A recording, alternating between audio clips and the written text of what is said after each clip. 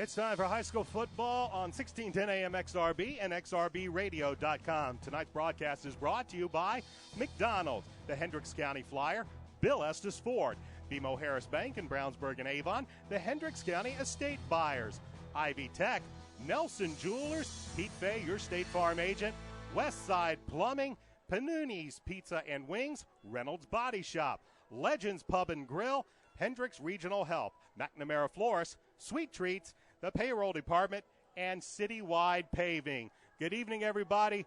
Welcome to the game, and that's all you have to know about it. The Brownsburg Bulldogs and the Avon Orioles will be here tonight on 1610 AM XRB and on Audio Sports Online. My name's Brian Scott to bring you all the action. I'm joined by Christopher Worley. Both these teams come in with identical 1-3 records, but that's about as far as the similarities continue.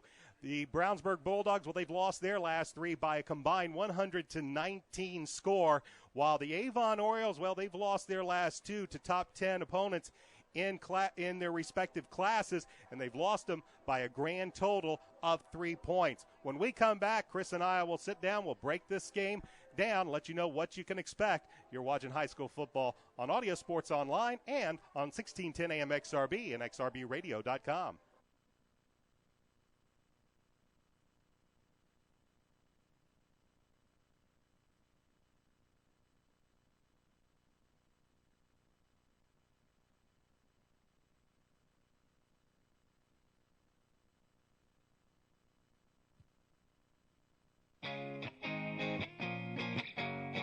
Right now at all Avon and Brownsburg McDonald's, you can check out the brand new Mighty Wings. Mighty Wings are hearty bone-in chicken wings that are crispy and breaded with a spicy kick.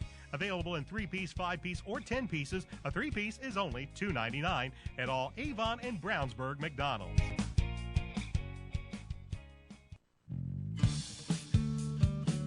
At Bill Estes Ford, our number one goal is to save you time. Whether you're dealing with our service department, parts department, or new and pre-owned sales, our goal is to make sure you are a satisfied customer, and that's an easy process. Don't forget, you can have a complete oil change for just $19.95. Check them out online at BillEstesFord.com. Bill Estes Ford, soon to have a new look at 450 East Northfield Drive in Brownsburg. Call today, 852-2231. What is a good neighbor? Well, it's someone nearby who helps make your life a little easier, and that's State Farm agent Pete Fay. He takes the time to understand your insurance and financial needs. So whatever you're preparing for your child's college education or planning for your retirement, get the kind of help you would expect from a good neighbor. Visit State Farm agent Pete Fay at 431 East Northfield Drive, Suite 100 in Brownsburg. And remember, like a good neighbor, State Farm is there. Reynolds Body Shop is a proud sponsor of Avon football broadcast. They are conveniently located at 4325 West Washington Street in Indianapolis, just 4 stoplights east of 465. Their phone is 317-243-2372, and they are open Monday through Friday from 7:30 a.m. to 5 p.m. Reynolds has been family-owned and operated for 30 years, specializing in collision repair. Reynolds Body Shop is also an insurance work specialist. Learn more about them on the web at www.reynoldsbodyshop.com.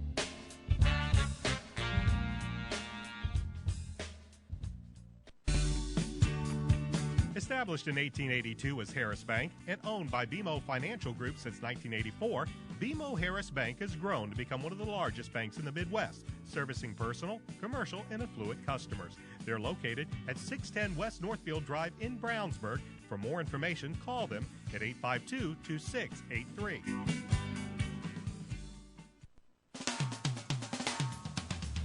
We'd like to say thanks to our friends at the Hendricks County Flyer that have helped make tonight's video webcast possible. Please check them out online as well as watch tonight's game at flyergroup.com.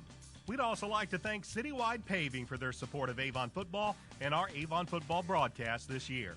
Motion 360 by Hendricks Regional Health provides care for the way you were meant to move.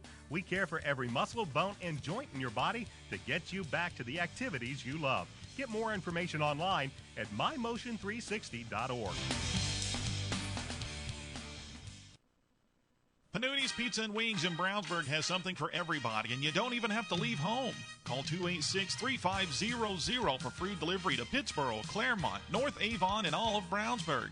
Specialty pizzas, calzones, breadsticks, and cheese bread, all made in-house with Panuni's own hand-tossed dough. Not to mention Panuni's jumbo wings. Just tell them you heard about it from XRB and get 10% off of your order. Check out their Facebook page for specials. Open Sunday through Thursday, 11 a.m. to 9 p.m., Friday and Saturday until 11 p.m. Locally owned Panuni's Pizza and Wings on 1447 East Main Street in Brownsburg. Back at Hendricks Regional Health Stadium at Avon High School, Brian Scott, Chris Worley. We are bringing you the game tonight. The 1-3 Brownsburg Bulldogs visit the Avon Orioles, also with a record of 1-3.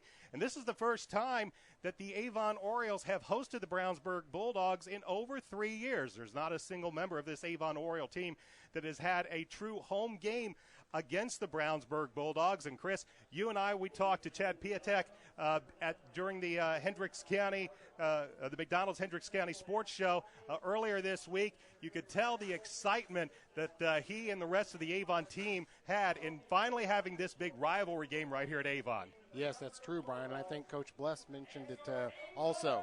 Of course, last year's game was at Brownsburg. The year before that, downtown at the stadium. The year before that at Brownsburg. So, yes, you could tell Chad was very excited getting the Bulldogs here at their actual home field stadium.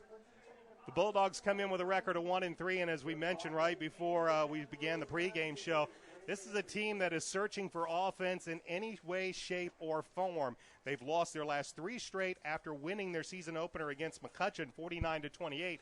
Very good McCutcheon team, I might add. Since then, 3 straight losses by a combined score of 100-19. Injuries have taken their toll on this Bulldogs team, and it's none more so evident at quarterback. They will start a freshman, a 6'1", 170-pound Hunter Johnson. Their starter, Jacob Lambert, was knocked out in the second game of the year against Hamilton Southeastern. They also lost both of their wing backs. So this is a Bulldog team. It is young. It is beat up. And they've got 9 new starters on defense, a whole lot of youngsters on offense. And for Coach Brett Comer, it's just trying to find good combinations right now.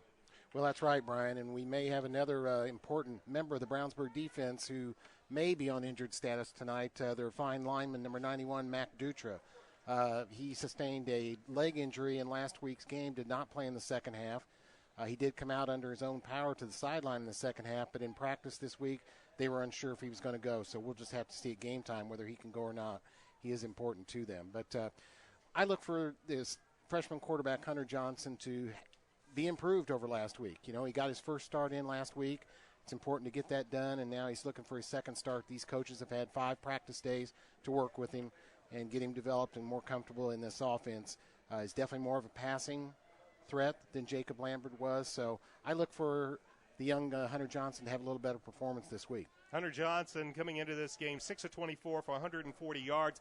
He has yet to throw a touchdown, but the Bulldogs as a whole only have 1 passing touchdown this season. He has been intercepted 1 time, and he's rushed for 40 yards on 7 carries. The Bulldogs are looking for anything they can in offense, but there is one bullet that they can trust, and that is their very, very talented tailback, 6', 165-pound sophomore, Tokes Akinrabadi. For Akinrabadi, he's rushed for 489 yards and 5 touchdowns, averaging over 122 yards per game. And he's also caught a few balls as they use him out of the backfield. And, Chris, while there's some, you look at the wide receivers and the wing backs and a freshman quarterback, Coach Brett Comer, he still has one trusty bullet to go to. He sure does. And he had 26 rushing attempts last week, which is more than he has had in any other game. So they know that defense is going to key on him, and that's been part of the problem. Without a passing game, opposing defense have been able to key on Tokes and try and stop his runs. But last week it was a case where let's give it to the big guy and let him do his thing, and I expect we'll see that again tonight. The Bulldogs as a defense, they run out about a 3-4 defense. As Chris noted, Mac Dutra injured last week. He was listed, though, as the starter for this contest. For the Bulldogs defense, they have yet to intercept a pass this week. Not surprisingly, they're going to go against a team whose quarterback hasn't thrown an interception in 2 games. Starting quarterback for the Avon Orioles is sophomore Brandon Peters. Peters on the season, 42 of 77 for 599 yards. He has thrown 6 touchdowns. He has been picked off 3 times but those were in the first 2 games. Since then, hasn't thrown a single pick. He's also rushed for a touchdown. The rushing attack for Avon, it's been spectacular behind David Shaw. Shaw, 550 yards, 3 touchdowns on the season. And while head coach Mark Bless said during the Hendricks County Sports Show this week that Derek Tennant was available now, he had served a 4-game suspension. Do not expect to see Tennant in this football game. It will be Shaw getting the bulk of the carries. Last week we saw wide receiver Chris Kimbrough finally hit one of those big ones, first play, right out of the second half, an 80-yard touchdown strike from Brandon Peters. For Kimbrough, that was his 3rd touchdown of the season. He's caught for 340 yards. So for the Avon offense, some good passing and rushing the ball. They've done a very fine job. And, Chris, they're going to go against, again, a Bulldog defense. You mentioned it during the Hendricks County Sports Show. You'd like to see the Bulldogs maybe get a turnover or 2 here, but so far through the first 4 games, that really hasn't been their M.O. Right. In the first game, it helped them. They did recover a fumble for a touchdown return, but that's been it since then. And I think when your offense, of course, is having problems scoring, any kind of score via another route helps. A defensive interception return for a good field position or a touchdown, or a fumble return for a touchdown, a special teams touchdown, some other kind of score is going to help the offense, and it needs to. Defensively for the Bulldogs, some of their stars, as Chris mentioned, Mac Dutra, 11 tackles, 7 assists on the season, has a tackle for loss and a half a sack. They lean very strongly on their 6'2", 210-pound senior linebacker, Zach Carlson, 21 tackles, 8 assists.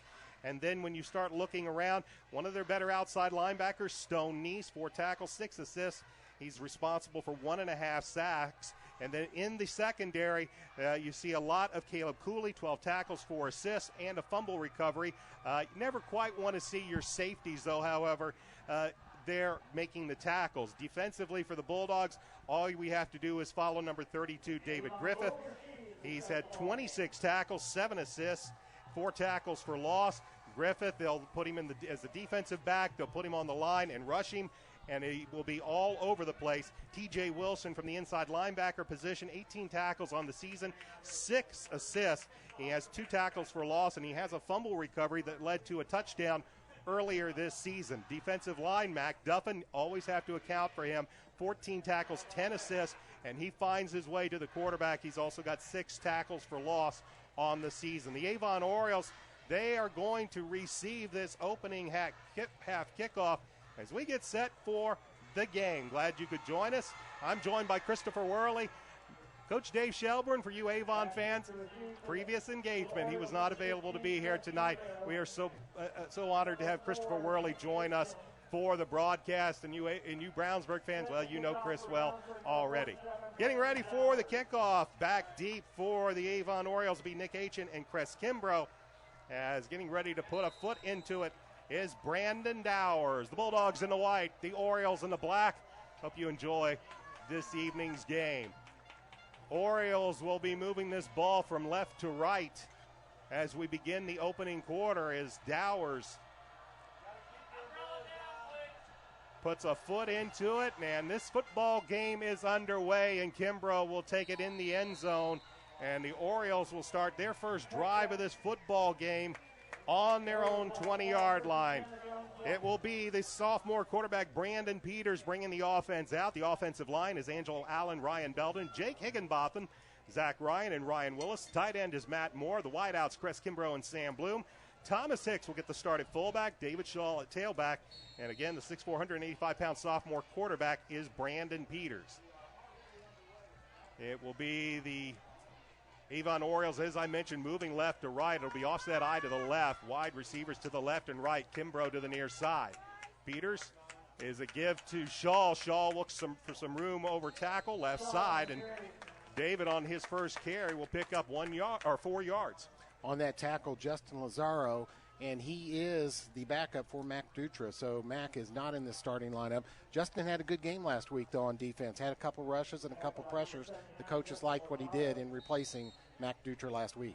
Defensively for the Bulldogs, they use a 3-4. It is Justin Lazaro in a defensive tackle. Nose guards Jake Trout, Colton Voiles is the other tackle. The linebackers Zach Carlson, Avery Holmes, Stone East, Brad Geilinger, Noah Devney, or Brad Gallinger, Noah Devney are the corners, and Caleb Cooley and Brooks Byerly are the safeties. Here's the pitch coming around to the near side. This is Derek Tennant.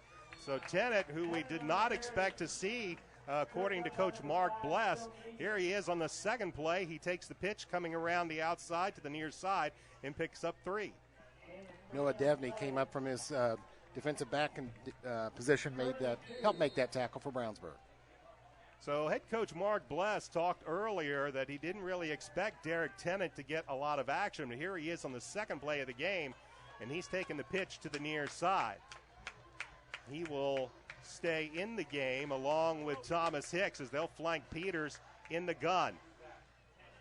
They have Matt Moore in the wing. Here's Peters, first pass of the game, goes to the far side. He has Crest Kimbrough, and Kimbrough has it for a first down and a pickup of 7. Found that receiver wide open there in the left flat, and he sat down in that open spot real good.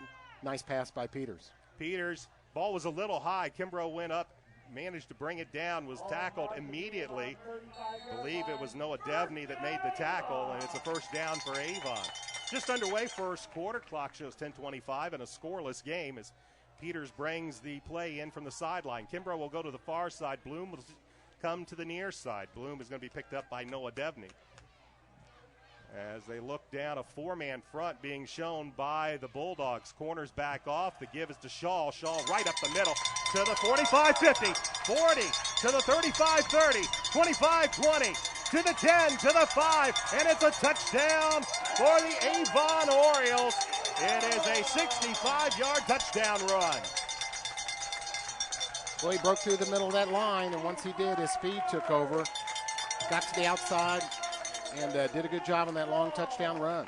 Well, we said this before about David Shaw. He is a guy that you see go into the line, and you think he might be stopped for a yard or two, but all of a sudden he breaks through. This time he breaks it for 65 yards as Niles Edwards is on for the point after.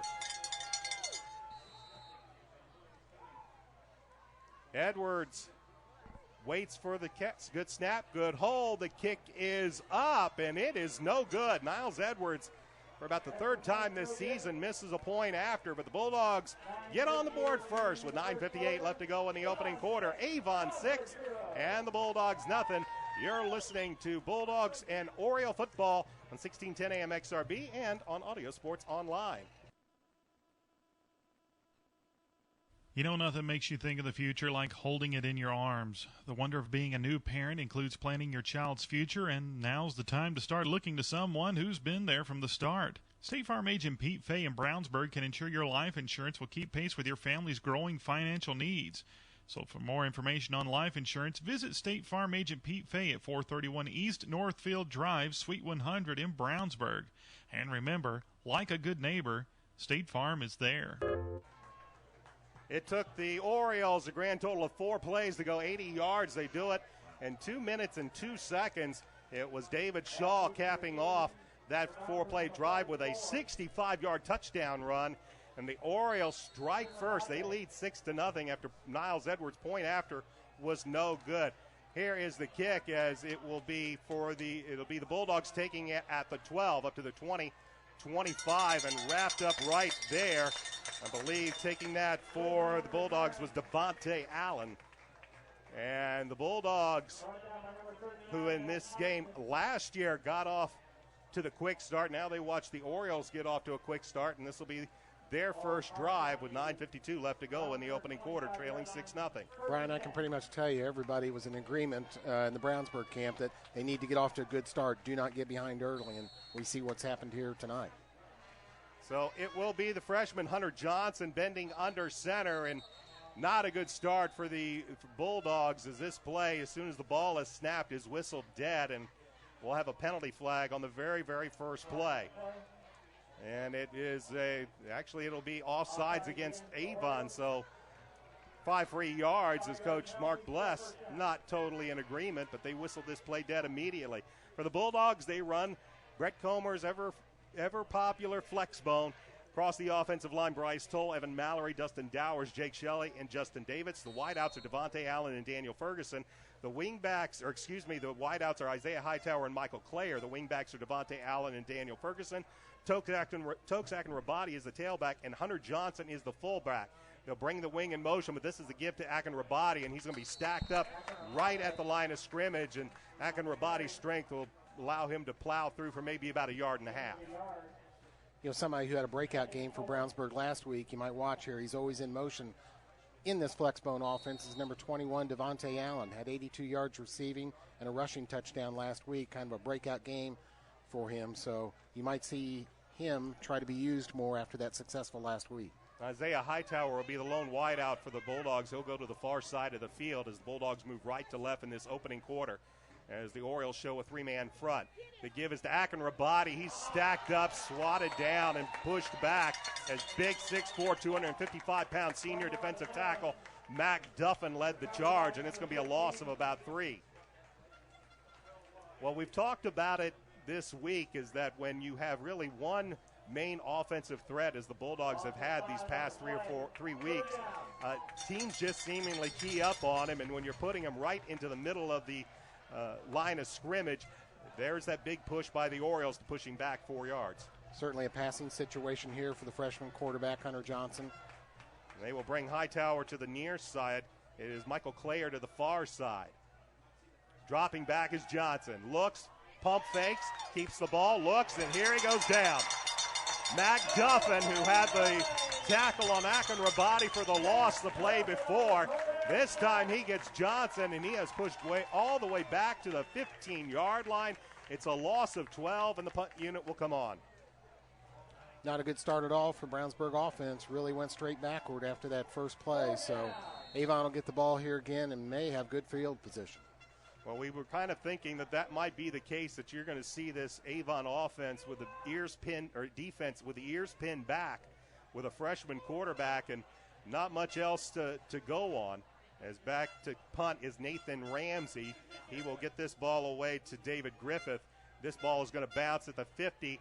Griffith will pick it up at the 39, and he will not be able to stay in bounds, and he will eventually go out of bounds, and they'll spot him at the 45-yard line. So the Orioles force a 3-and-out on the Bulldogs' first offensive series, and now they will take over 1st and 10 from their own 45-yard line. With 7:38 left to go in this opening quarter, already up by the score of 6-0. And Chris, as one thing you talked about earlier, I'm sure Coach Brett Comer, he did not want to see a 3-and-out. And when you think about their first 3 offensive plays, besides the Akin Rabadi run of a yard and a half, the other 2 push back. Right, 2 runs and then the ball, then the sack. So the ball didn't go in the air on that first possession.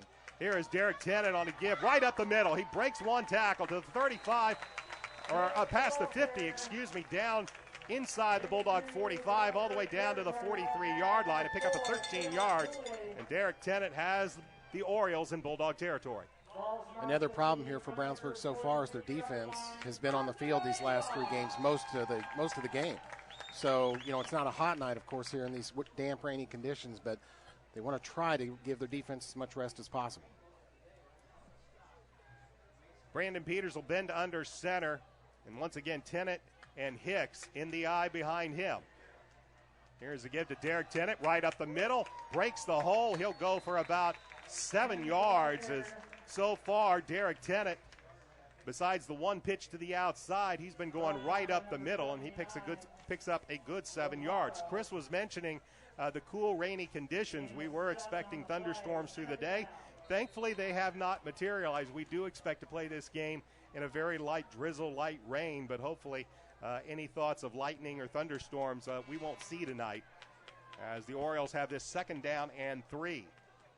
Peters this time will work out of the gun, flanked by Hicks and Shaw. The give is to Dave Shaw. He will work around the left side, breaks 2 tackles, down to the 15, to the 20, to the 15, inside the 15, down to the 13-yard line, as Dave Shaw breaks off another big run, crashes through 2 Bulldog tacklers, and the Orioles are set up inside the Bulldogs' red zone, as they will finally spot this ball at the Bulldog 15-yard line, as they'll say where David Shaw ran out of bounds. Well, he is a powerful runner, Brian. Strong legs, broke through a couple tackles, one an ankle tackle, no problem getting through that, but he is strong. It'll be Cress Kimbrough to the far side, and coming to the near side is Andrew Griffin. We saw him in some of the offensive plays last week as they'll bring Moore over to the right side in motion. I backfield with Shaw and Hicks. Peters to Dave Shaw. He'll go right up the middle inside the 10, and he'll plow all the way down to about the 5-yard line. He might have enough for the first down. It'll depend on the spot. Looks like he's going to be just shy. They're going to mark him just outside of the 5-yard line. It'll bring up second about a half a yard with 6:10 left to go in the opening quarter, and the Orioles leading 6-0 and making a march for another score. Brad Geilander in on that tackle for the Bulldogs. Or if they can keep him out of the end zone here and force a field goal, that would be the best possible situation here. But they are in trouble right now in this first quarter.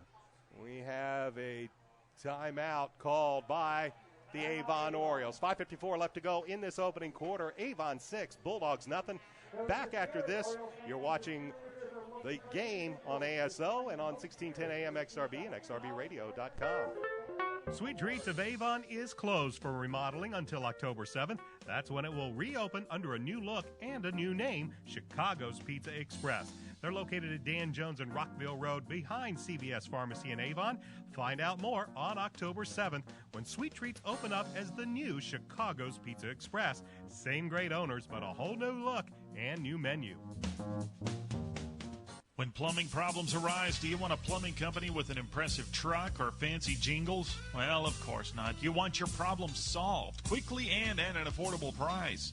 At Westside Plumbing, we understand you want a plumber who is honest, respectful, and knows how to fix the problem. Westside Plumbing provides fast, professional plumbing service 7 days a week. When you invite Westside Plumbing into your home, be assured they'll be knowledgeable, timely, and will give your home the respect it deserves. Honesty, integrity, and respect.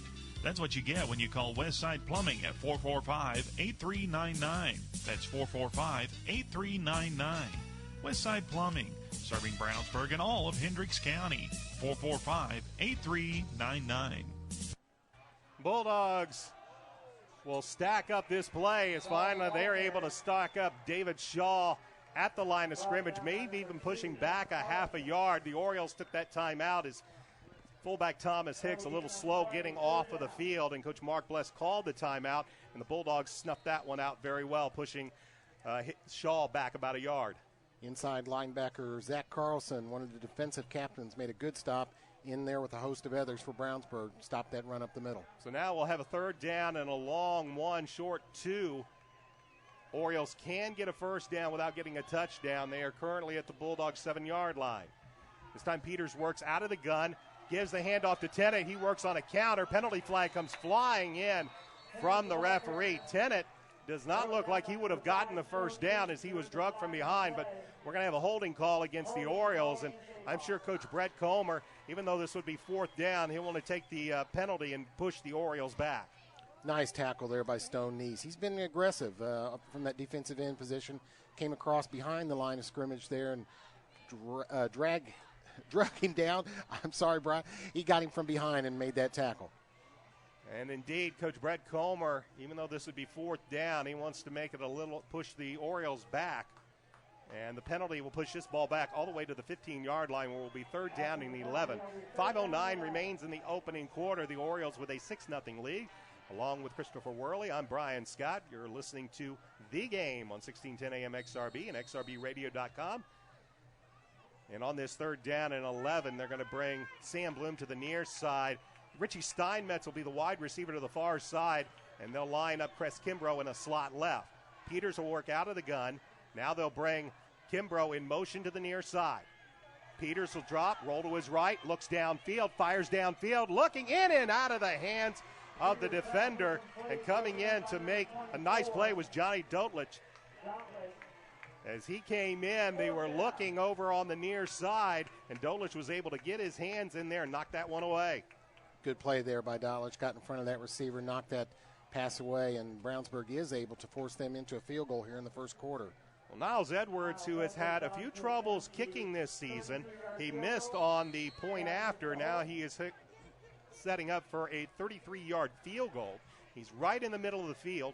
Good snap, good hold. The kick is up, and the kick is good. 4:41 left to go in quarter number one. Avon extends their lead.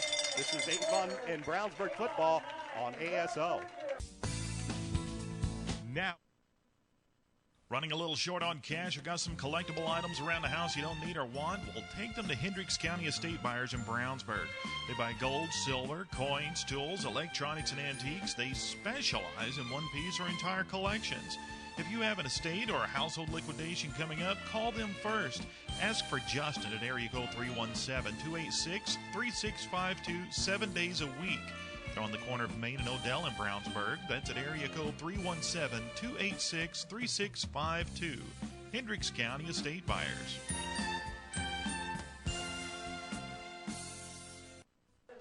Along with Chris Worley, I'm Brian Scott. Niles Edwards' 33-yard field goal. It caps off a 6-play, 55-yard drive. Took about 2 minutes and 39 seconds, and the Orioles extend their lead to 9-0 as the Bulldogs get ready to receive. Edwards will put a foot into it, and this one will be kicked deep, and it will get by Vincent Lisman. And fortunately for the Bulldogs, it will go into the end zone, and Brownsburg will start this drive as they started their first drive on the 20-yard line, but already trailing 9-0 with 4:41 left to go in this first quarter. Conditions have held down the crowd a little bit. Normally this place is packed for the game, so definitely the weather has held down the crowd a little bit. But the colorful Brownsburg student section, it is packed across the way. They have come out in force, and they're going to watch their freshman quarterback Hunter Johnson bend under center, and they're going to have an illegal shift. The give is to Akin Rabati, but they have the wing back and a wing back and a wide receiver moving at the same time. And this play is going to go for naught is on the illegal shift. Well, when you're having trouble moving the ball, you can't afford any penalties like that. Usually they're well-versed in running this offense. These kids have been brought up with this offense. They learn it in Brownsburg Junior Football League. They tend to practice the same plays as these kids in the program are developed. So far this season, mistakes like that have been rare, but... Well, as we mentioned, some of the youth, Devontae Allen, a junior, and then you look at Michael Clare, also a junior, and a lot of the seniors that are on this team didn't get a lot of time playing last year. Right. As Johnson will bend under center, he tries to get the Orioles to jump, and he got him to jump. He did. Hard count by the freshman, and he gets the Oriole defensive line to jump. While we got a moment, haven't even had a chance to tell you the Avon defense across the front. Chad Skaggs, Isaiah Robinson, and Mac Duffin, along with Joe Belden. The linebackers, Matt Thompson, T.J. Wilson, and Zach Williams. The corners are Andrew Griffin and Gabe Laxton. And the safeties are Ryan Bradley and David Griffith. So after two penalties, we're right back where we started at 1st and 10. The give is to Akin Rabati. No, it's a keeper by Johnson. Johnson with a beautiful play fake. He gets around to the near side, and he is finally going to be brought down by Chad Piatek. We talked to Chad earlier this week, and here he is making a nice play to bring down Johnson, but Johnson with a nice run picks up 5 yards on the play. We noticed that last week, Brian, in his first start. He's very excellent at that play fake, making a fake into the line, then he scoots out around one end or the other. He's very good at that. So 2nd and 5 for the Bulldogs. They trail by 9 with 3:46 in this opening quarter. Brownsburg moving right to left. They will bring a man in motion, and the give is to the motion back, Vincent Lisman. Akin Rabati. They say he did give it to Akin Rabati. It is always tough when you're watching a Brownsburg game because so much of it is read option and so much of it is based on deception. This time they brought Lisman in motion, faked the handoff to him, gave it to Akin Rabati. Akin Rabati plows through for about 3. It'll bring up 3rd and 1. Big play here for Brownsburg. They need to sustain some drives, keep their defense off the field. Bulldogs will go jumbo set, dual tight ends. They'll bring Lisman in motion, but the give is to Akin Rabati. He's going to be stacked up, and this is all going to be on the spot. And right now, the way that spot looks, it is going to be 4th down. Orioles came away with the football. They say they have the ball, but the officials will say that Akin Rabati's forward progress had been stopped. It's going to be short of the yardage to gain, and that'll bring up 4th down. No measurement needed. The referees decided there, so Brownsburg will attempt their second punt here. That's the second 3 and out that the Oriole defense has forced to begin this contest. as David Griffith will go back. Ryan Bradley is going to be a short safety, as they are going to play a little bit of a punt safe here. And getting the ball away and punting it to the 35. It takes a chip shot, comes down, penalty flag comes in. It'll be down at the 33-yard line. Let's see what the penalty flag is about. Ball looked like a pitching wedge, kind of bounced and stopped. And then we had a Bulldog and an Oriole on the far side of the field. And the penalty flag came flying in. And it's going to be holding against the Orioles on the punt return. So they will mark this one back. And the Orioles will have their worst field position to begin this contest, as this is going to be marked inside the 30 down to probably around the 23-yard line. Let's see where they stop, and they do stop at the 23. So it'll be 1st and 10 Orioles. They have a touchdown and a field goal to their credit to begin this contest, and with 2 minutes and 2 seconds left to go in the opening quarter, they are back out onto the field with the offense, as Hicks and Shaw will work in the eye, and now Hicks will come right to make it offset eye to the right. 2 wideouts. And Brandon Peters will bend under center. Peters fakes the handoff, fires downfield, looking for Kimbrough, has him open, and the pass is going to be incomplete. That time, Brandon Peters, who through the first 3 or 4 games has had a habit of overthrowing his receivers, this time it was Cress Kimbrough with a step or two on the defenders, and that ball was underthrown. Brad Geilinger on the defensive play there. Brownsburg actually had a couple defensive backs on that. I can tell you that their coaches were aware of Cress Kimbrough trying to run that deep fly pattern a couple times a game, and I think they were ready for that one. A well-thrown ball might have led to 6, but for one of the few times we've seen, this time Peters underthrows the ball. It led to the incompletion, and that'll bring up 2nd and 10 with Peters working out of the gun. In motion is Andrew Griffin to the near side. The handoff, though, is to David Shaw. Shaw still fighting, and he won't be stopped until he turns all the way up to the 30-yard line. That's actually Derek Tennant. Tennant with a 7-yard gain, and much like David Shaw, just kept turning those legs and powering through. And when he was stopped about 2 yards initially, ends up picking up 5 more. It'll bring up 3rd and 3. Boy, Brownsburg defensive coach there, very upset. He felt there was a hold on that play.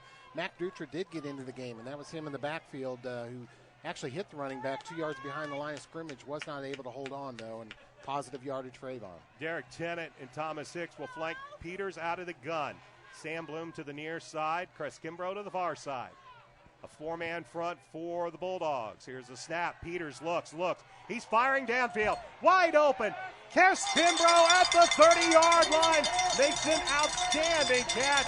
And he will take it down all the way inside the 30, down to the 27-yard line. What a catch by Kimbrough. Ball thrown in front of him that time, a little to his right, and he dove for it and put that one on the highlight reel. Well, I can guarantee you the coaches upstairs are going to be watching that, because that's the second time Kimbrough has beat the defense down the field. He was double covered, but he had 2 steps on the defenders. This time Peters let his wide receiver run underneath the football, and Kimbrough comes up with a big play to put the Bulldogs all the way down, or the Orioles all the way down to the Bulldog 27, and we have another penalty flag. The illegal substitution penalty is going to be called against the Orioles. Avon with several penalties here early. Well, that is the first quarter. There's 46 seconds remaining in this first quarter, but as we talked to Coach Mark Bless earlier in the week, 2 things that have really cost the Orioles this season: penalties and turnovers. Now, this, even though it was called illegal substitution, it could be simply not having a mouthpiece in or something like that, because they had the same number of players on the field, as Andrew Griffin will now move to the far side of the field. Peters will work out of the gun, but it's a tight formation for the Orioles. The give is to Tennant, and Tennant's going to be stacked up quickly, as Brandon Weber, I believe, got a hand in, the 5'8", 230-pound junior tackle for the Bulldogs, to limit that gain to little to no yardage. Yeah, and also, again, Zach Carlson in on that stop also as we come to the end of the first period. That is the end of the first quarter. The Orioles lead the Bulldogs by the score of 9-0. This is the game on XRB and ASO. Now is the time to choose Ivy Tech Community College. There is no more affordable option in the state of Indiana for your college education. You can earn an associate degree and start a career, or transfer to a four-year school and earn a bachelor's degree. A college education is more accessible than ever before. You have choices. Make the Ivy Tech choice. Visit ivytech.edu or call 888-IVY-LINE. That's 888-IVY-LINE.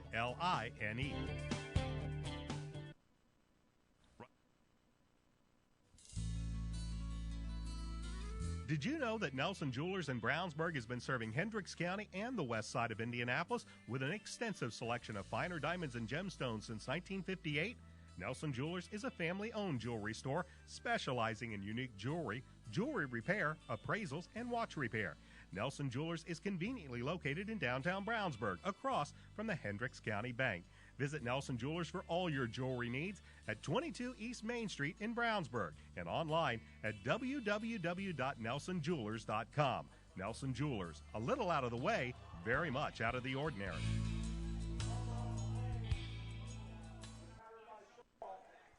We flipped the field, and on the first play of the second quarter, it was a delayed handoff between Peters and Shaw. That did not go cleanly. Fortunately, if you're an Oriole fan, the Avon Orioles were able to fall on that football. It's a loss of a yard or so back to the 36-yard line. And that's going to bring up third down and 19 as the Orioles are now moving right to left.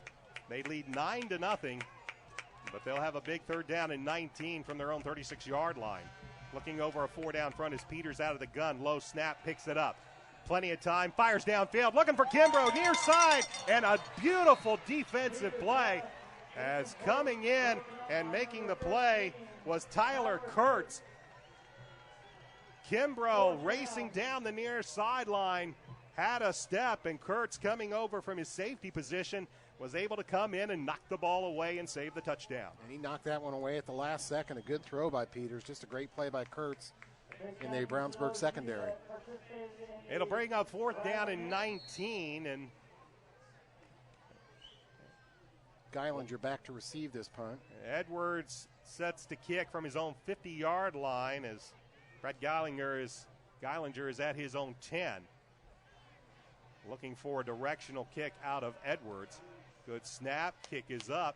He will send it to the right side, and this is not the best kick, but it takes an Oriole bounce and will go out of bounds inside the 15 near the 14 or at the 15-yard line. And that is where the Bulldogs will take over first and 10 from their own 15. They trailed 9-0 with 11:05 left to go in the first half, and the Bulldogs, Chris, still looking for their first down of the game. Yeah, both 2 3-and-out possessions here, not going to cut it for the Brownsburg offense. They need to keep this ball, get some first downs. Let's see what they can do here. I'd like to vary the attack a little bit. They attempted one pass play, but it was a sack against Hunter Johnson, so we have not seen the ball in the air yet for Brownsburg. First and 10 for the Bulldogs at their own 15-yard line, as coming to the near side will be Isaiah Hightower. He'll be the lone wideout. And look down over a three-man Oriole front as they go to the stack. They'll bring a man in motion, pitches near side to Devontae Allen. He gets a block, eludes one tackler to the 25-30, 35-40, 45-50, inside Oriole territory, and finally he is going to be taken down from behind. Coming in to make the tackle was Zach Williams from his outside linebacker position, but that time Devontae Allen breaks off a big gainer into Oriole territory. They'll spot the ball at around the Avon 37-yard line. Devontae Allen, we talked about him, had a breakout game last week. The junior had a good run there around the right side of the Oriole defense and showed some speed down the sideline. Good run, Devontae Allen, Brownsburg first down, their first of the game. 88 yards for the season for Devontae Allen, and right there he picks up 53 yards, and now we are going to have a timeout called by Brett Comer and the Brownsburg Bulldogs. 10:53 left to go, opening in this first half. It is Avon 9, Brownsburg nothing. We'll be back right after this. This is the game on 1610 AM XRB and Audio Sports Online.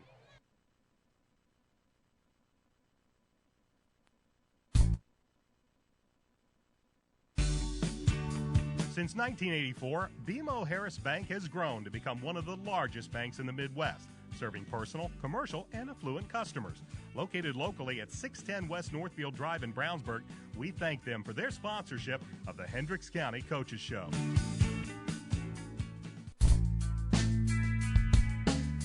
McNamara Florist is Indy's hometown florist since 1954, with 8 convenient locations, including the new Avon store on Rockville Road. McNamara Florist is famous for our floral designs for all occasions that help our clients express their emotions through flowers. Visit McNamara Florist for outstanding personal service and to select from the renowned home decor merchandising, including stunning Christmas classics. McNamara Florist is located at 9655 East Highway 36 in Avon, and you can give them a call at 579-7900. Hunter Johnson on the first play out of the timeout looks for the fly route down the far side. Gabe Laxton's came away with the football on the apparent intersection, but we have penalty flags all over the place. 2 of them, one of them on the reception. That'll be pass interference, more likely against Laxton's, but then a second flag came flying in later. Pass interference is going to be called against, and that is all they're going to call is defensive pass interference. Coach Mark Bless of the Avon Orioles is not in agreement with that, as Johnson got some air under that ball. I believe he was trying to hit Isaiah Hightower down the far sideline. He and Gabe Laxton's were battling for it. Laxton's came away with a football, but the penalty flag will go against the Orioles, and it will move the Bulldogs all the way down to around the 21-yard line. That pass play had to be called at that timeout by the Brownsburg coaches. Hunter Johnson threw to a spot more than an open receiver right there. It'll be 1st and 10 for the Bulldogs. The give is to Akin Rabati. Or no, it's a keeper on the pitch. Driving in and coming in from his backer position was Chad Piatek. He almost got to Johnson. Johnson pitched it over to Ferguson, Daniel Ferguson, and end up with a loss of a couple on the play. Nice fake inside to Akin Rabate, but Piatek was able to charge in from his backer position and kind of blow that play up in the backfield. Brian, you mentioned we had Chad on the show this week, the Hendricks County Sports Show. What a fine young man, outstanding young man. He's a senior, 5'10", 205 pounds. He made a good play there for Avon defense. And to say that he was jacked up for this game would be a slight understatement. It is 2nd down and about 12. The pitch will come to the near side. Looking for the corner and finally being wrapped up and moved out of bounds is Devontae Allen. Matt Thompson, the outside linebacker, a 5'11", 190-pound sophomore, brought him down, but not before Allen picked up about 10 yards. He'll take it inside the 15 down to the 13. That'll bring up 3rd and 2. Important play here for Brownsburg. They'd like to go ahead and get this first down, not have to kick a field goal. Their field goal kicker, which we thought was going to be a weapon coming into this season, does not have any field goals yet, all extra points. It'll be 3rd down and 2. As Hunter Johnson will bend under center. Akin Rabati is tailback. Double wings. It's on the read option. Johnson keeps it, and it was a mistake because big Matt Thompson shot the gap and brought him down for a 1-yard loss. If they had actually given that ball to Tokes, he might have got that first down there because he surged ahead for 2 or 3 yards, but going to bring up a 4th down here for Brownsburg. One of the things about the Bulldogs' flex bone offense, it does put a lot of responsibility on the quarterback on this read option. I'm sure you hear about it at the college and the pro level now, but it's prevalent here in high school, and for a freshman quarterback, that's a lot of responsibility. Brandon Dowers is set up for a 30-yard attempt from the right hash. The kick is up. The kick is on its way, and the kick is through. With 9:09 left to go in the first half, the Bulldogs are on the scoreboard. They trail the Orioles by the score of 9-3. Back in a moment. This is the game on XRB and ASO.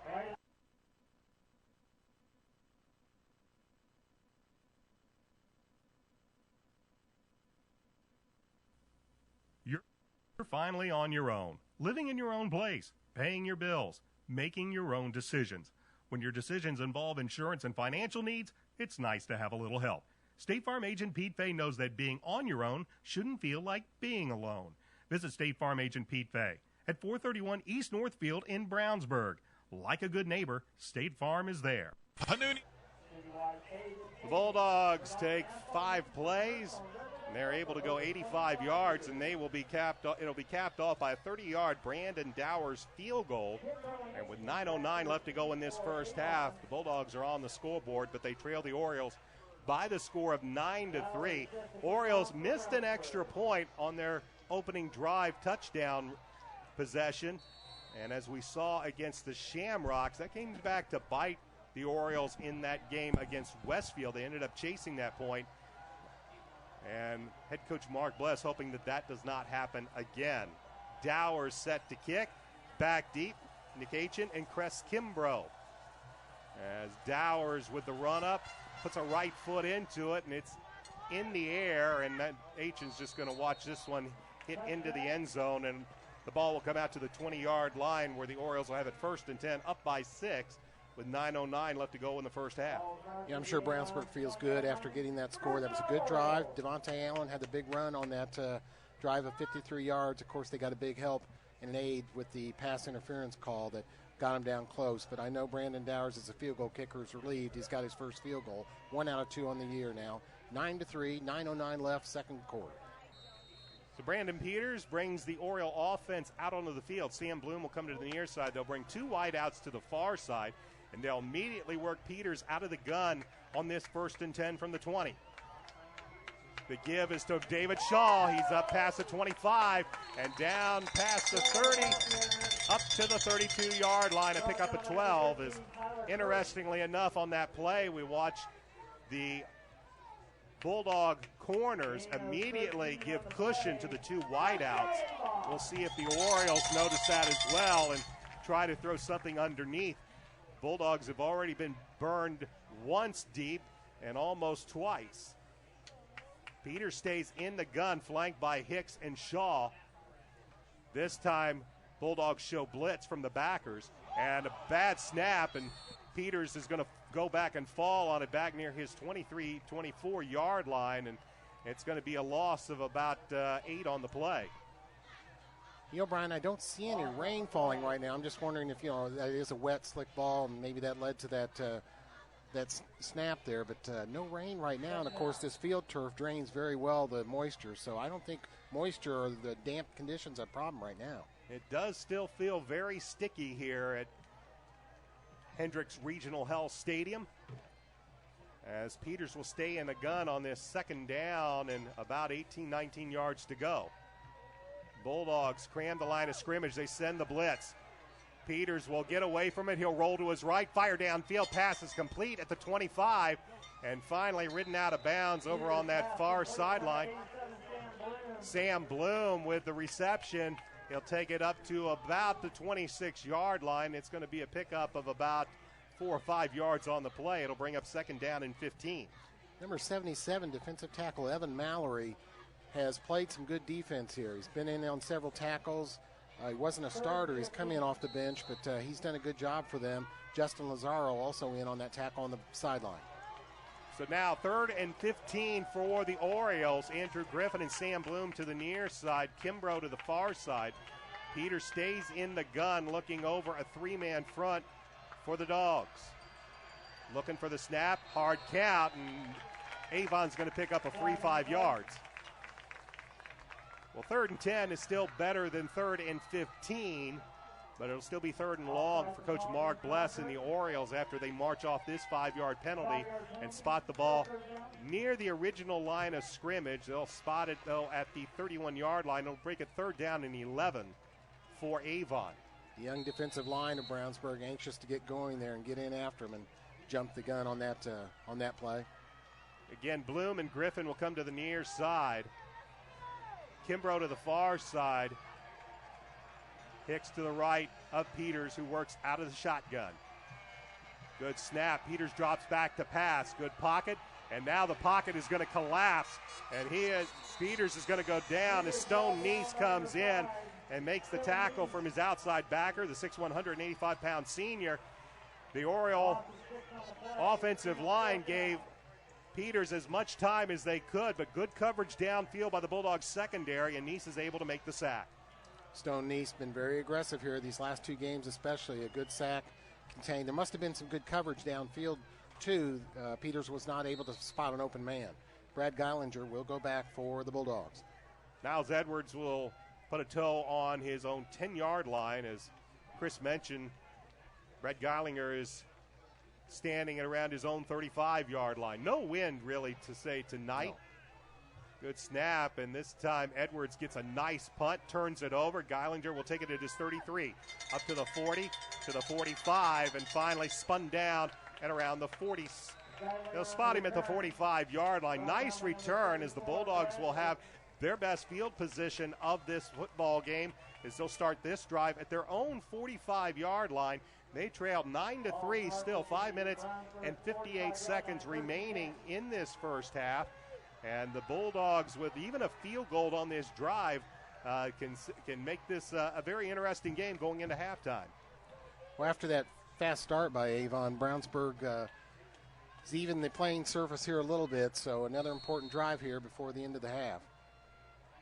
This time Johnson will work under center, Toksak and Rabati, but Johnson will go back to pass, fires over the right side, in and out of the hands of Isaiah Hightower. Pressure being applied by Avon's Rayshawn Brent. But the young freshman quarterback stood in, delivered a ball. Ball was a little high for Hightower.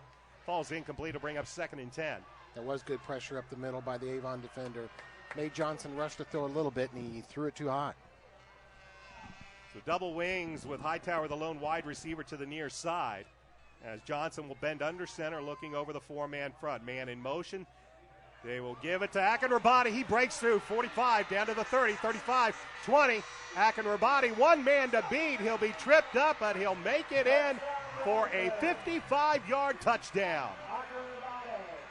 Tokes broke open up the middle. He had to run through the defensive line, but once he got past the initial defenders, his speed carried him all the way to the end zone. Well, as we said, if Brownsburg really has one bullet, it came out shot like a bullet, because Toksak and Rabati, once he made it through the initial line of attack, there was nobody that was able to chase him down. Ryan Bradley, the closest Oriole defender, actually got a hand on his shoe as Dower's point after is up. It's good. And with that, with 5:45 left to go in this first half, the Bulldogs take the lead over Avon. This is the game on XRB and ASO. Panuni's Pizza and Wings in Brownsburg has something for everybody. Pizza with more toppings than you can count, including specialty pizzas. 5 different kinds of calzones, breadsticks, and cheese bread with 2 kinds of dipping sauce. All made in-house with Panuni's own hand-tossed dough. And don't forget Panuni's jumbo wings with 12 kinds of sauce. Mention the XRB and get 10% off your order. Open Sunday through Thursday, 11 a.m. to 9 p.m. Friday and Saturday till 11 p.m. Dine-in, carry-out, or free delivery. Call 286-3500. Panuni's Pizza, 1447 East Main Street in Brownsburg. Toksak and Rabati goes 55 yards. The Bulldogs do it in only 2 plays in 13 seconds. Brandon Dower's point after, that's the difference in this game, as the Brownsburg Bulldogs lead the Avon Orioles by the score of 10-9 with 5:45 left to go in this first half. Along with Chris Worley, my name's Brian Scott. The Bulldogs will now get ready to kick this one away. And Chris, as we said earlier, you never like to chase points when you miss an extra point. And again, for the second game, the Avon Orioles just might have to do that. Really funny how those come back and haunt you, isn't it, Brian? Those missed extra points. Dowers puts a foot into this. Aitchen will take it, though, at his 2. He goes up to the 10, 15, 25, to the 30, 35, 40, 45, to midfield. And he will finally be tripped up. Nick Aitchen is jacked up by Austin Sweeney.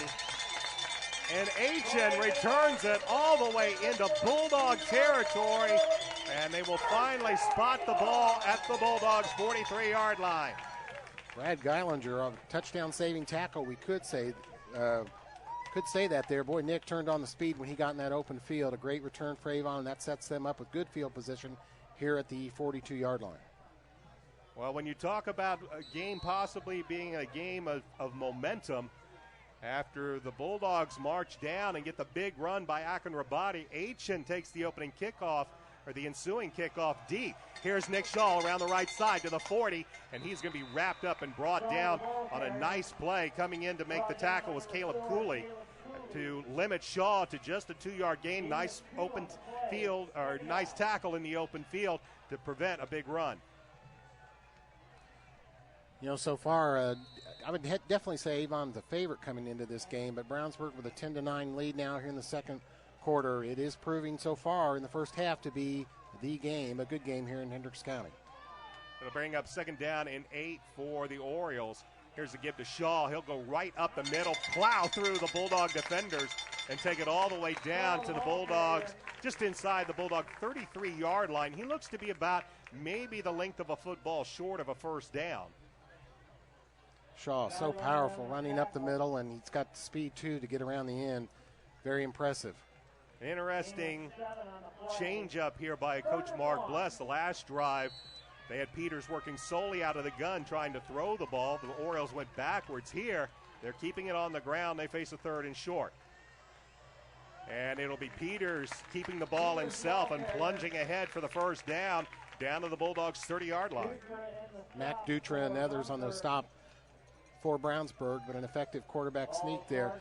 You know, after that last touchdown by Brownsburg, I noticed the Avon defensive team gathering on their bench here on the near sidelines, and some of the kids were upset, slamming their helmets, but their coaches got right with them. They weren't on that bench long, though, after that long kickoff return, jumped right up and got back into the action on the sideline. 1st and 10 Orioles. They're moving right to left in this second quarter. They trail 10-9, but they have the ball on the Bulldogs' 30-yard line as Peters will bend under center, eye backfield. The pitch is to Derek Tennant, looking for some room around the right side, finds a hole, and he'll plow down to about the Bulldog 27-yard line to pick up a 3 yards on the play. And as I mentioned, the last drive by Avon, they were going solely through the air, didn't have a lot of success. In fact, ended up moving backward on a bad snap and a sack. This time they're keeping it on the ground, and they're just making positive yardage. They're going to the run on this possession. Brandon Weber, a nice stop there for Brownsburg. Big number 78 defensive lineman. Clock moving, 3:30 left to go before the halftime intermission, and the Orioles trail 10-9. Sam Bloom will be to the near side. Tennant and Hicks in the eye back behind Peters, who works under center. Tight end left. The give is to Tennant. He finds a hole to the 20, makes a stutter step to the 15, and finally brought down at about the 11-yard line. We wondered if he would play or not. So far, he's been outstanding.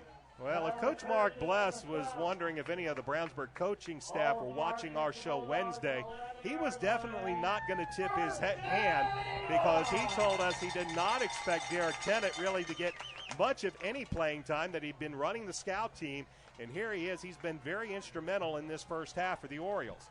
It will be 1st and 10 from the Bulldogs, about 11-yard line. Tennant and Hicks in the eye behind Peters. Here's the give to Tennant. Looks for some room, bounces at left side, and not going to find a whole lot of room. He's able to move it to the left side. Will at least gain him maybe a yard on the play as an Oriole is moving his way off. That's Ryan Belden as he is hopping on one leg, his left leg, making it over to the sideline. That would be a big loss for the Orioles. The guard for Avon, the 6'3", 260-pound senior, as he hops his way over to the bench. He went all that way on 1 foot. Evan Mallory, another tackle for the Bulldogs, playing well on the defensive line.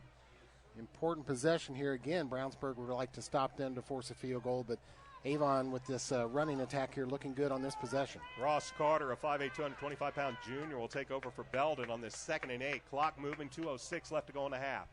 Peters fakes the handoff, drops back pass, fires over to the right side. Wide open is the tight end, and into the end zone is Matt Moore for the 11-yard touchdown reception. With the coverage very poor on that left side for Brownsburg. That man was wide open, and Peters took his time, threw a strike to him wide open for the Avon touchdown. Well, one of the things that the young sophomore Peters has shown is some maturity way beyond his years. A nice play-action fake to Derek Tennant, who the Bulldogs were stacking up inside trying to stop. Yes. And Matt Moore just leaked out into the flat, was wide open on the right-hand side, and it was a simple pitch and catch from Peters to Moore for the touchdown. And as we said, with the teams now chasing points, Here's Avon with 1:58 left to go in the first half, already going for a 2-point conversion. Peters will work out of the gun with Tennant to his left. He'll take the snap, rolls to his right, fires back left. Derek Tennant wide open for the 2-point try. Another open man on that left side, and boy, a nice throw by Brandon Peters. He does look mature in the pocket, didn't rush that throw, hits him for an Avon 2-point conversion. The Bulldogs with a 2-point, or the Orioles with a 2-point conversion attempt. It's successful. They lead the Bulldogs 17-10. Back with a kick right after this. This is the game on XRB and ASO. If you're a business owner, with or without employees, you're probably wondering about your payroll. Is it being prepared correctly? Are the right amount of taxes being taken out? What about child support, workman's comp, auditing, unemployment, Social Security, local taxes, payroll deductions? It can be a bit overwhelming, but we've got the answer for you. The Payroll Department Incorporated. We'll take care of all those payroll headaches and manage any unique deductions that apply to your company. We offer several ways to submit your payroll and provide you with customized timesheets for reporting. The Payroll Department Incorporated, located at 701 North Green Street in Brownsburg. The Avon Orioles get a touchdown pass, 11 yards from Brandon Peters to Matt Moore. The 2-point conversion is successful as the Orioles, with some nice deception on those last two plays.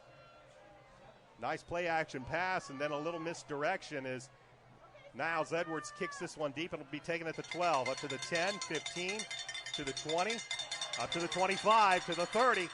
And it is going to be brought down as Vincent Lisman. Lisman with a nice return. He'll take it up to about the Bulldogs, just shy of maybe their 35-yard line. It'll be, and they'll mark it at the 35. It'll be 1st and 10. For the Orioles, it was a 6-play drive in about 4 minutes and 22 seconds, capped off by the touchdown pass from Peters to Moore. Derek Tennant's 2-point conversion gives the Orioles a 7-point lead with 1:50 left to go before halftime. It is Avon 17, Brownsburg 10. As Hunter Johnson brings the offense back, Johnson rolls out near side, pass incomplete. He was looking over here to the near side. Pass was intended for Vincent Lisman, and it goes incomplete. It'll bring up 2nd and 10. You know, here in the first half, that is Brownsburg's 14th play from scrimmage. They have had no long possession number of play drives yet, and the freshman quarterback yet to complete a pass. At least that's the way I have it. They got the big run by Tokes Akin-Rabadi. They've had some nice runs by Devontae Allen. But passing-wise, you're right, Hunter Johnson not been a whole lot successful. He's going to try to throw back. They try to set up the screen, and that's going to be very slow in developing. And the Avon Orioles are able to sniff that one out, and it'll end up being for a loss. And we are going to have a timeout by Avon as we're going to have 3rd and 10 with 1:35 left. 17-10 in favor of the Orioles. Back after this. You're watching the game on ASO and XRB. Legends Pub and Grill is located at 1100 North State Road 267 in Avon. They're open Monday through Saturday from 11 a.m. to 3 a.m. and on Sunday from noon to midnight. They're Indy's West Side hotspot, having a DJ and dancing on Saturday nights. For more information, check Legends Pub and Grill out on Facebook or call 272-9040.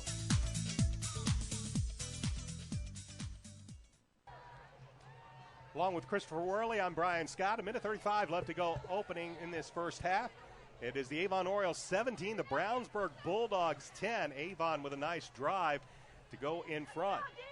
That screen pass was caught by number 99, Bryce Tolley. Now, he played defense the first few games, exclusively defense this season, but they did switch him to the wide receiver spot. He's a big body. That's one thing Brownsburg's tried to do here to reverse their fortunes on the season, is get some of their better athletes playing both ways. Well, you and I talked to head coach Brett Comer 2 weeks ago, and one of the things he mentioned was getting football players, no matter what side of the ball, whether you're offense or defense, putting their best football players on the field.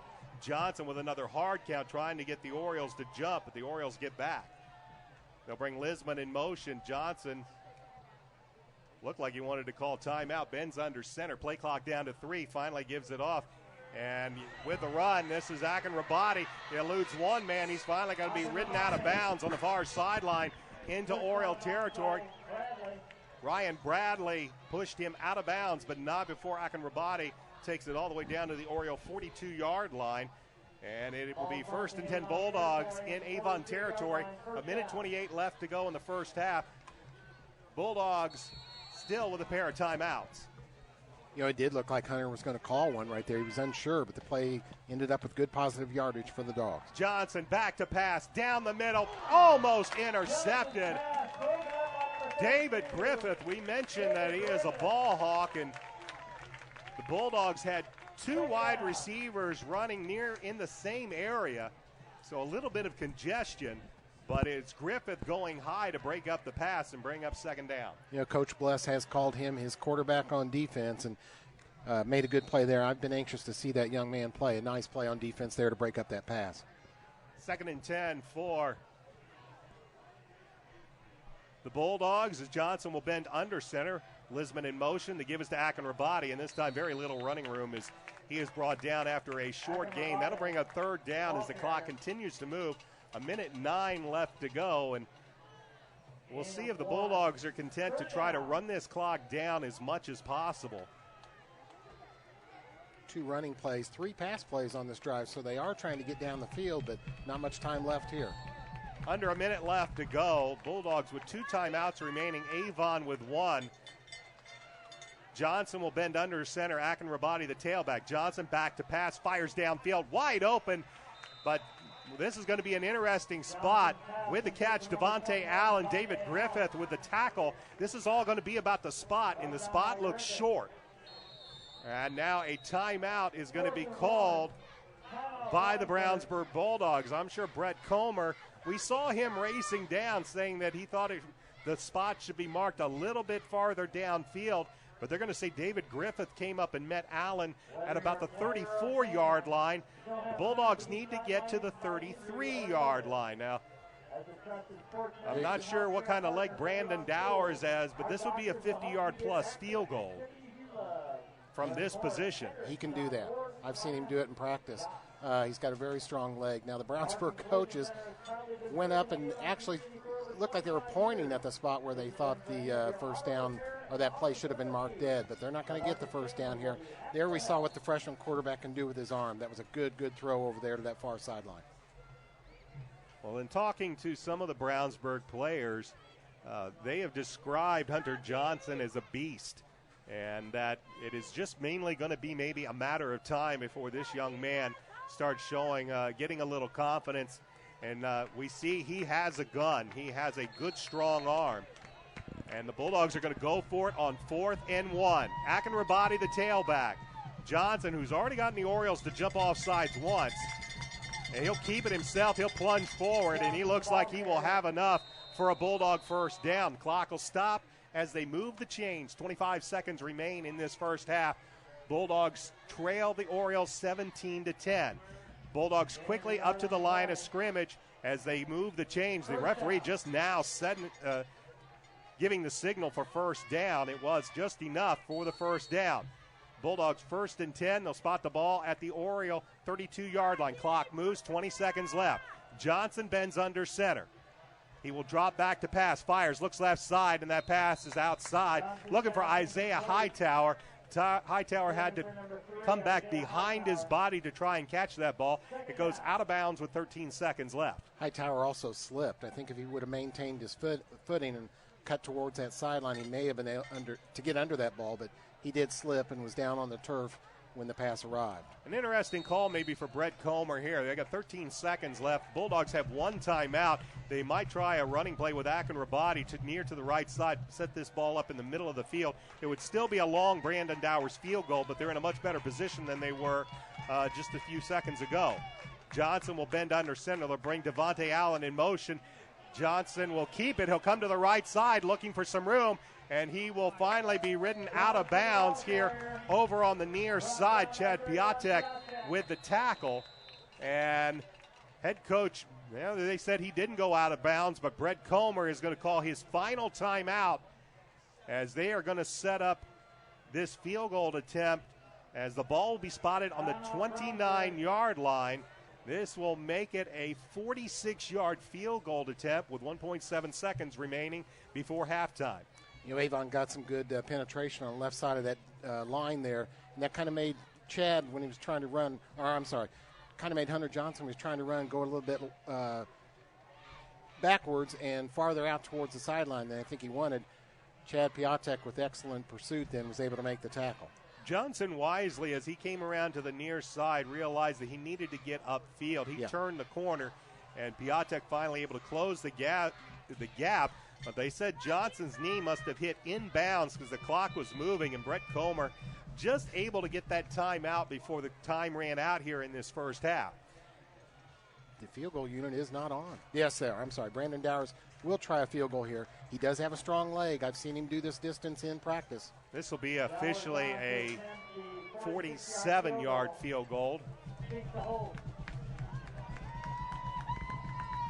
He is at the right hash.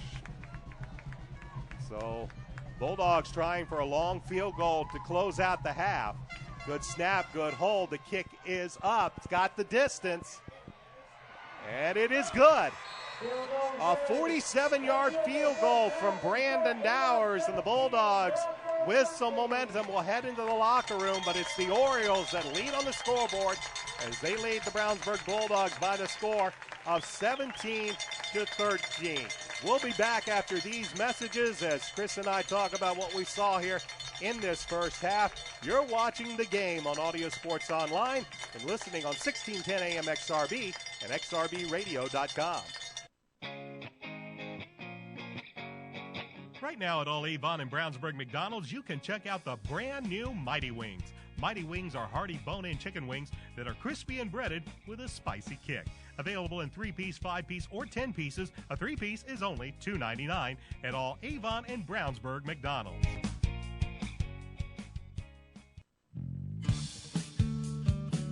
At Bill Estes Ford, our number one goal is to save you time. Whether you're dealing with our service department, parts department, or new and pre-owned sales, our goal is to make sure you are a satisfied customer, and that's an easy process. Don't forget, you can have a complete oil change for just $19.95.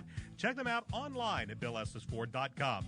Bill Estes Ford, soon to have a new look at 450 East Northfield Drive in Brownsburg. Call today, 852-2231. What is a good neighbor? Well, it's someone nearby who helps make your life a little easier, and that's State Farm agent Pete Fay. He takes the time to understand your insurance and financial needs. So whenever you're preparing for your child's college education or planning for your retirement, get the kind of help you would expect from a good neighbor. Visit State Farm agent Pete Fay at 431 East Northfield Drive, Suite 100 in Brownsburg. And remember, like a good neighbor, State Farm is there. Reynolds Body Shop is a proud sponsor of Avon football broadcast. They are conveniently located at 4325 West Washington Street in Indianapolis, just 4 stoplights east of 465.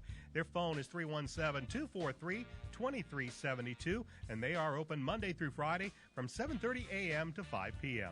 Reynolds has been family-owned and operated for 30 years, specializing in collision repair. Reynolds Body Shop is also an insurance work specialist. Learn more about them on the web at www.reynoldsbodyshop.com.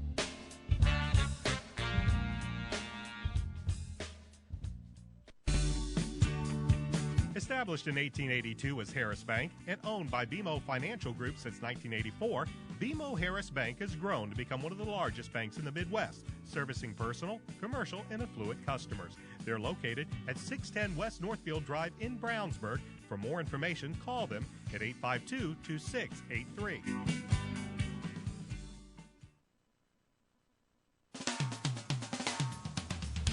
We'd like to say thanks to our friends at the Hendricks County Flyer that have helped make tonight's video webcast possible. Please check them out online as well as watch tonight's game at flyergroup.com. We'd also like to thank Citywide Paving for their support of Avon football and our Avon football broadcast this year. Motion 360 by Hendricks Regional Health provides care for the way you were meant to move. We care for every muscle, bone, and joint in your body to get you back to the activities you love. Get more information online at mymotion360.org.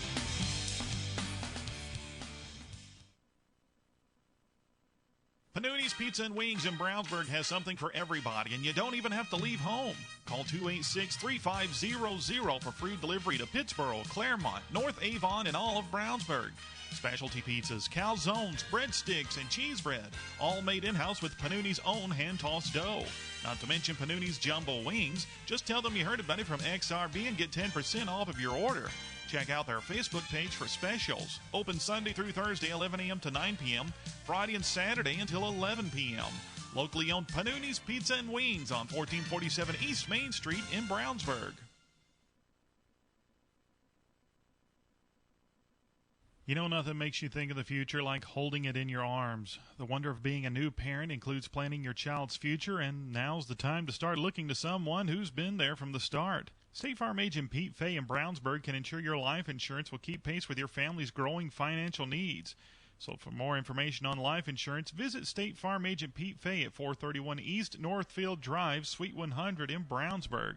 And remember, like a good neighbor, State Farm is there. Sweet Treats of Avon is closed for remodeling until October 7th. That's when it will reopen under a new look and a new name, Chicago's Pizza Express. They're located at Dan Jones and Rockville Road behind CVS Pharmacy in Avon. Find out more on October 7th when Sweet Treats open up as the new Chicago's Pizza Express. Same great owners, but a whole new look and new menu. Chris Worley here at Hendricks Regional Health Stadium in Avon, Indiana on a Friday night here. A little damp here. We expected some more rain, but rain holding off for the most part so far. Exciting first half. Avon leads Brownsburg 17-13 in the big game between these two rivals.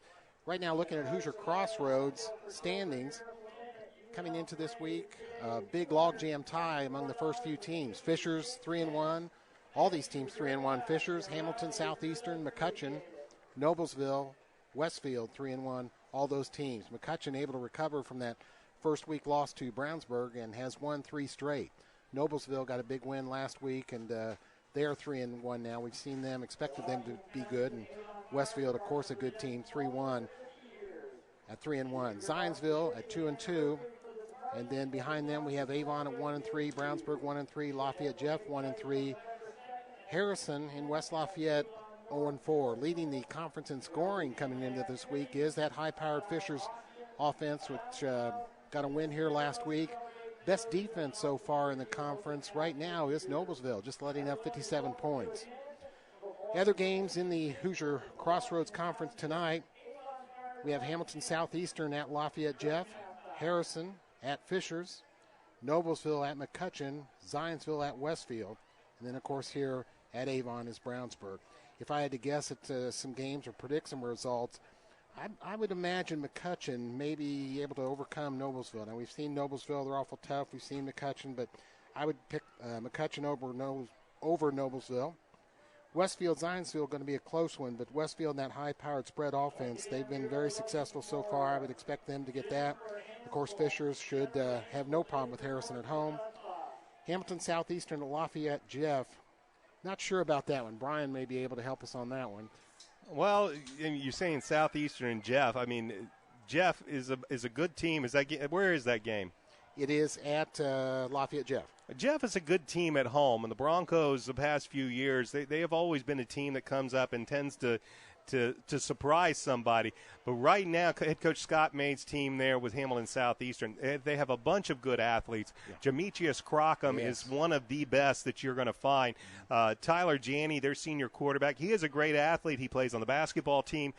He has seemingly found a good rapport with wideout Chris Ford. And Coach Scott Maid's defense has always been one. They don't give you a lot of opportunities. They will make sure that they capitalize on any mistakes.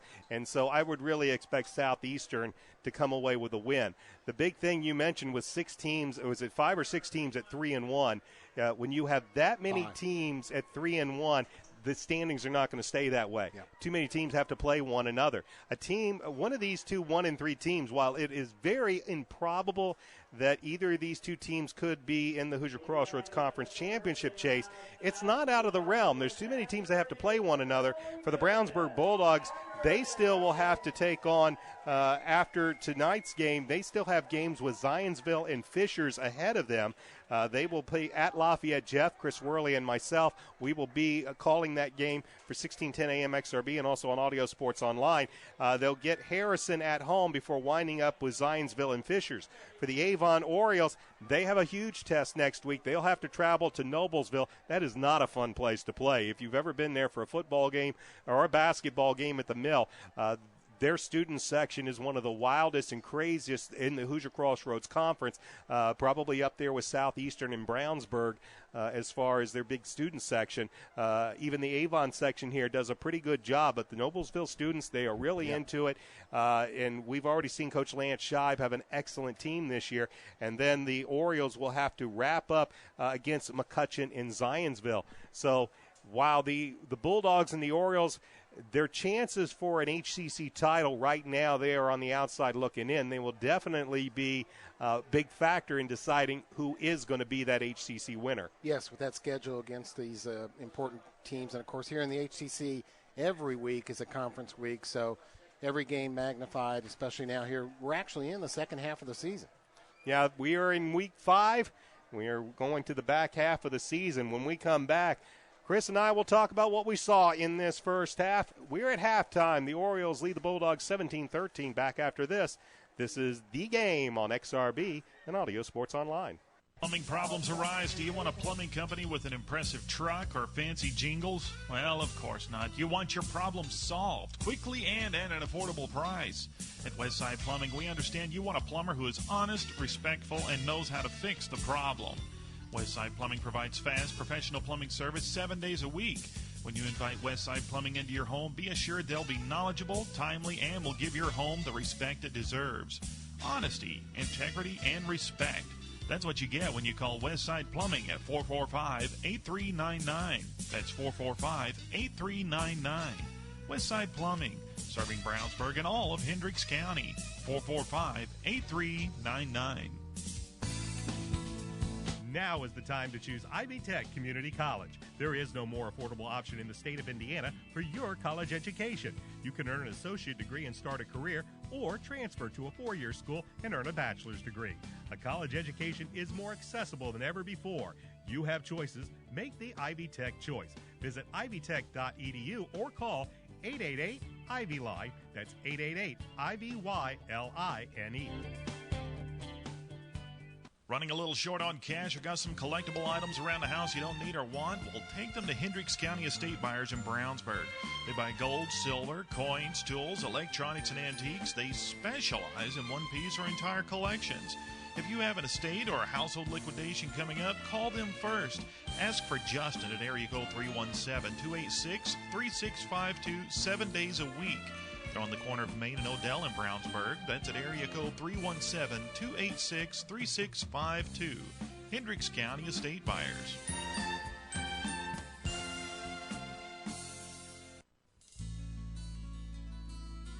Did you know that Nelson Jewelers in Brownsburg has been serving Hendricks County and the west side of Indianapolis with an extensive selection of finer diamonds and gemstones since 1958?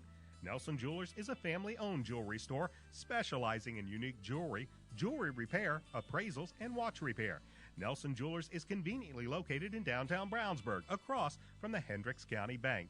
Visit Nelson Jewelers for all your jewelry needs at 22 East Main Street in Brownsburg and online at www.nelsonjewelers.com. Nelson Jewelers, a little out of the way, very much out of the ordinary. Halftime at Hendricks Regional Health Stadium alongside Chris Worley. My name's Brian Scott. Orioles lead the Bulldogs by the score of 17-13. Couple of big runs. Some of the highlights in this first half. Orioles got on the board first with a 65-yard touchdown run by David Shaw.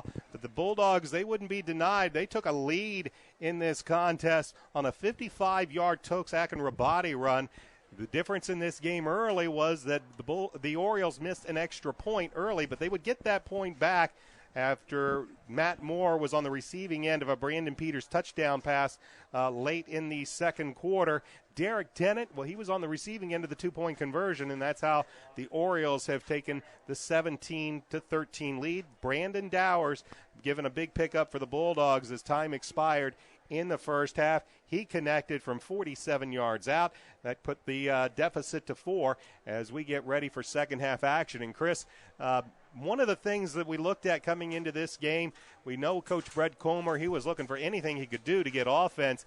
And one of the things that I'm noticing so far about this young freshman quarterback, Hunter Johnson, is finally starting to see a little bit of confidence. He's putting a little bit more of a gun behind those passes, and he's starting to find a couple of those receivers. And for a young freshman quarterback, confidence is a big thing.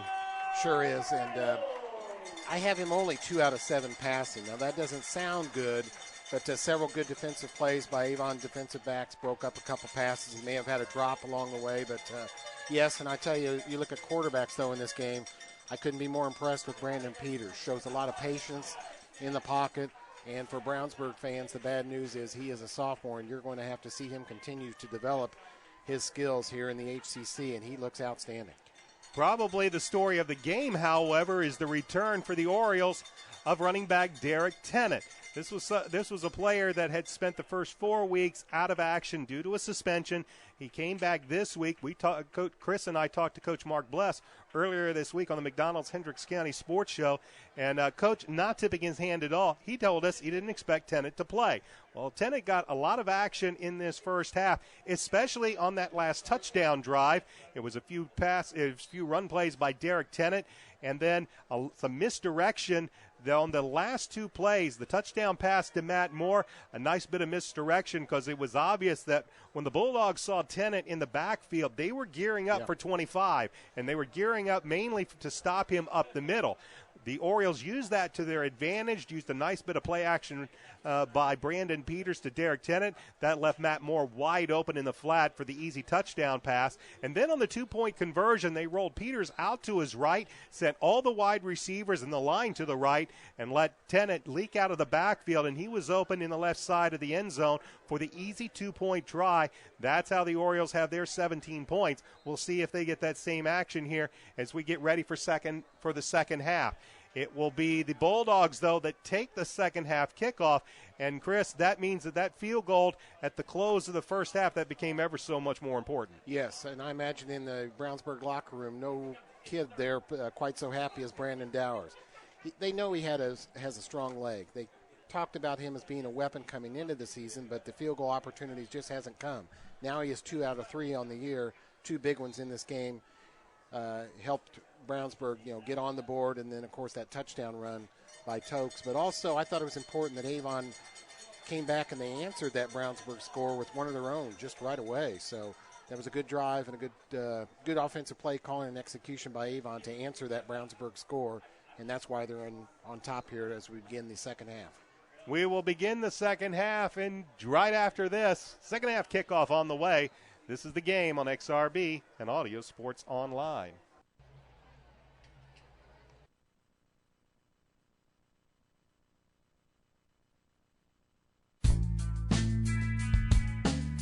McNamara Florist is Indy's hometown florist since 1954, with 8 convenient locations, including the new Avon store on Rockville Road.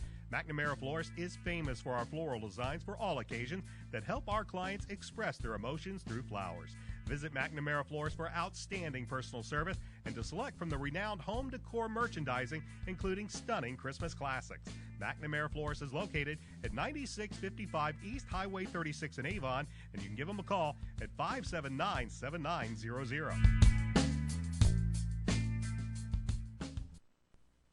You're finally on your own, living in your own place, paying your bills, making your own decisions. When your decisions involve insurance and financial needs, it's nice to have a little help. State Farm agent Pete Fay knows that being on your own shouldn't feel like being alone. Visit State Farm agent Pete Fay at 431 East Northfield in Brownsburg. Like a good neighbor, State Farm is there. Panuni's Pizza and Wings in Brownsburg has something for everybody. Pizza with more toppings than you can count, including specialty pizzas. 5 different kinds of calzones, breadsticks and cheese bread with 2 kinds of dipping sauce. All made in-house with Panuni's own hand-tossed dough. And don't forget Panuni's jumbo wings with 12 kinds of sauce. Mention XRB and get 10% off your order. Open Sunday through Thursday, 11 a.m. to 9 p.m. Friday and Saturday till 11 p.m. Dine-in, carry-out, or free delivery. Call 286-3500. Panuni's Pizza, 1447 East Main Street in Brownsburg. If you're a business owner, with or without employees, you're probably wondering about your payroll. Is it being prepared correctly? Are the right amount of taxes being taken out? What about child support, workman's comp, auditing, unemployment, Social Security, local taxes, payroll deductions? It can be a bit overwhelming, but we've got the answer for you. The Payroll Department Incorporated. We'll take care of all those payroll headaches and manage any unique deductions that apply to your company. We offer several ways to submit your payroll and provide you with customized timesheets for reporting. The Payroll Department Incorporated, located at 701 North Green Street in Brownsburg. Along with Chris Worley, my name is Brian Scott. Second half about ready to get underway from Hendricks Regional Health Stadium at Avon High School. Avon Orioles lead the Brownsburg Bulldogs by the score of 17-13. It will be the Bulldogs taking the second half kickoff. Bulldogs will be moving left to right here in this third quarter, as I believe it's Vincent Lisman and Devontae Allen back deep. Niles Edwards puts a foot into it. He will kick it deep, and they'll chase it. Lisman will watch it go into the end zone for the touchback. And the Bulldogs will start this drive at their own 20, trailing by 4 as we begin third quarter action. This will be Brownsburg's 6th possession of the game, so everything short. No long drive possessions in that first half for the Bulldogs. Avon defense going to want to come out here and make a stop here to start this second half. It is the freshman Hunter Johnson at quarterback, as he will bend under center with Toxak and Rabati, the lone tailback. Isaiah Hightower to the far side. They'll bring Lisman in motion. He'll get the pitch. He's going around the left side. He finally is able to turn the corner before Ryan Bradley is able to poke him out of bounds just past the about the 22-yard line. Short pickup, but a game in about 2 to bring up 2nd and 8. Brownsburg offense is trying some different things in this game. There you saw a wide side pitch to Linsman, trying to do things other than just give the ball to the big man Tokes up the middle. 2nd down and 8 for the Bulldogs. Just underway in this second half. They trail by 4. Same formation with Hightower to the far side. Lisman once again in motion. This time the give is to Akin Rabati, and he is going to pick up just a couple of yards. Good stiff defense by the Avon front 4, and it's a gain of 2. It'll bring up 3rd and 6. You know, except for a couple breakout runs by Tokes, he has not had much yardage up the middle at all. They've been able to contain him. Of course, the one breakout was the big one, a 55-yard touchdown run. He has that breakaway speed. But right now, the Bulldogs, who to begin the game had a couple of quick 3-and-outs, Oriole defense wants to stiffen up here on this 3rd down and 6. Johnson will work under center. And he will drop back to pass, 3-step drop, fires to the right side. Pass is incomplete, but we're going to have interference called against Gabe Laxton's. His pass was intended for Michael Clare. Laxton's, they say, came over the back, and we're going to have the second pass interference call against an Oriole defender. That will give the Brownsburg Bulldogs a 1st down. It's a 15-yard penalty, and while it doesn't apply in this case, do remember this year that defensive pass interference no longer carries an automatic 1st down. Yes. Have you seen that invoked much so far? I have not. We have not seen that actual come into play, and, of course, that would be a situation where it's, let's say it's 3rd and 16 or something like that, second and 18.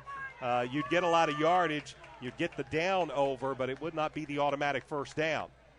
As it is, it will be a 1st down for the Bulldogs as they will spot this ball at the 39-yard line. 1st and 10, 11-12 left to go, third quarter, 17-13. The Orioles with the lead. This is the opening drive of the second half. The give is a keeper by Hunter Johnson, and Johnson will pick up about 9 or 10 yards. Johnson is so far showing that he is very adept at this play-action pass. He does a very good job, but we have a penalty flag.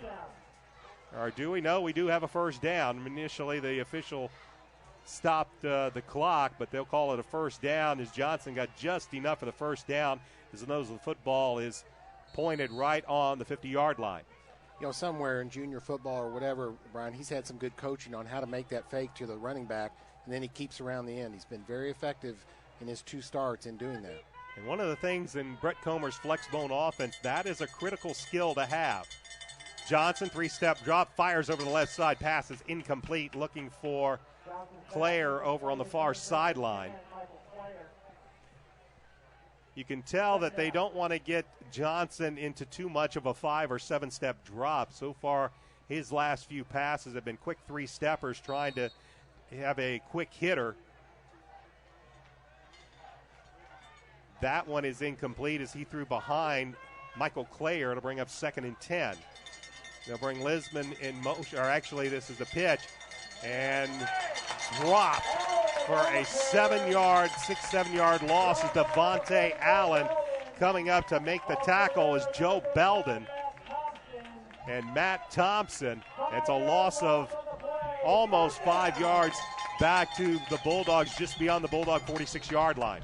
You know, I was watching on that play this young man that we've talked about, David Griffith, the defensive captain or quarterback for Avon. He came on a blitz on that left side, and that knocked that play back to start with, and the other Avon defenders, Joe Belden and them, wrapped up the runner, but Griffith active on a blitz. 3rd down and about 14, 3-step drop. Johnson's just going to lay it up, and nobody around the football. Claire had cut off his route just beyond the sticks. And Johnson, there's a little bit of freshman inexperience. He was throwing it deeper downfield. Claire squared in just inside the Oriole 40-yard line, just beyond the sticks. He did have a cushion on Gabe Laxton's, but Johnson throws it long, incomplete. It'll bring 4th down in the punting unit for the Bulldogs. I don't think they're having Hunter Johnson try to throw so much to receivers. They're having him throw to a spot so far, take a little pressure off of him, but a miscommunication between him and the receiver there, but Johnson may have been told to throw to a specific area on the field. Nathan Ramsey to punt, and it's not often you'll see a defensive end punting. High snap, he gets this one away, and it's a beauty of a kick. David Griffith will call for the fair catch at the 15-yard line as Ramsey got a foot into that one, turned it over nicely, and the Orioles will have their first drive of the second half back at their 15-yard line, leading the Bulldogs of Brownsburg by the score of 17-13 with 9:50 remaining in the 3rd quarter. Brandon Peters brings the offense onto the field. As Sam Bloom comes to the near side, Cress Kembro to the far side. Derek Tennant and Thomas Hicks in the eye. As Peters will bend under center, looking over a 4-man front for the Bulldogs. The give is to Tennant, looking for some room, cuts it around their right side, or left side, I should say, up past the 20 to about the 21-yard line. And they'll put it beyond the 21, just shy of the 22-yard line. It's going to be a pickup 6 or 7. Will bring up 2nd down and 4. Justin Lazaro, another tackle for Brownsburg. You know, we did ask both coaches. I know Coach Blutz said it. You know, both teams coming in here 1-3. When you look at this big game, and that doesn't sound good for both teams being 1-3, but both of them a little more desperate for the win. Coaches thought they'd want to fight even harder being 1-3. No team wants to go 1-4. Offset eye to the left as the Orioles move right to left. The give is up the middle here. Tennant breaks the tackle to the 30 and up to about the 32, 33-yard line. And again, we're now seeing a steady diet of Derek Tennant. Tennant, a strong runner, much like David Shaw, but much more explosive and a much faster runner than Shaw. He has shown that he has been able to make that off-tackle run and also get beyond the line of attack into the defensive secondary. He takes it up to the 34-yard line where the Orioles will have it 1st down and 10. 2 wideouts to the far side of the formation. I backfield behind Peters. Peters under center. Give is to Tennant. Tennant right up the middle, and he will plow forward for a gain of about 5 yards up to the 39-yard line. That'll bring up 2nd and 5. Mac Dutra in on that stop for Brownsburg along with Zach Carlson. 8:30 left here, 3rd quarter. So it's been a steady diet of Derek Tennant. As Cress Kimbrough to the far side, Andrew Griffin is in as a wideout. He'll come near side. He'll be picked up by Brad Geilinger. Just a very light rain, if any, here, Brian. We thought we might have some heavier showers. They were here early, but not since kickoff. That's David Shaw with the ball. And Shaw will get beyond the 40. They'll put it closer to the 42-yard line. That's going to bring up about a 3rd down and 2. And for Coach Mark Bless, if he's going to get this kind of production out of both Tennant and Shaw, that's not going to be something that many Hoosier Crossroads Conference opponents are going to be thrilled with having to defend. Two big, strong, talented tailbacks. Nick Aitchen is now in as a wideout. He'll go to the far side. Andrew Griffin comes to the near side. Hicks and Tennant in the eye. They give us to Tennant. He'll look for some room around the right side. Cuts it back. He's going to get around one Bulldog, and he will lunge forward. In the second effort is going to make it maybe about a yard shy. He was tripped up in the backfield, lunged forward, but they're going to say he got just past the line of scrimmage, but it'll bring up 4th down. Brad Geilinger, good pursuit there. Made a first down saving tackle, and Brad will go back to receive this punt. Looks like about 4th and 2, so they are going to have to kick as we run under 7 minutes here in the third quarter. Avon leading 17-13. Geilinger will step back at around his 21-yard line as Niles Edwards sets up at his own 28-yard line.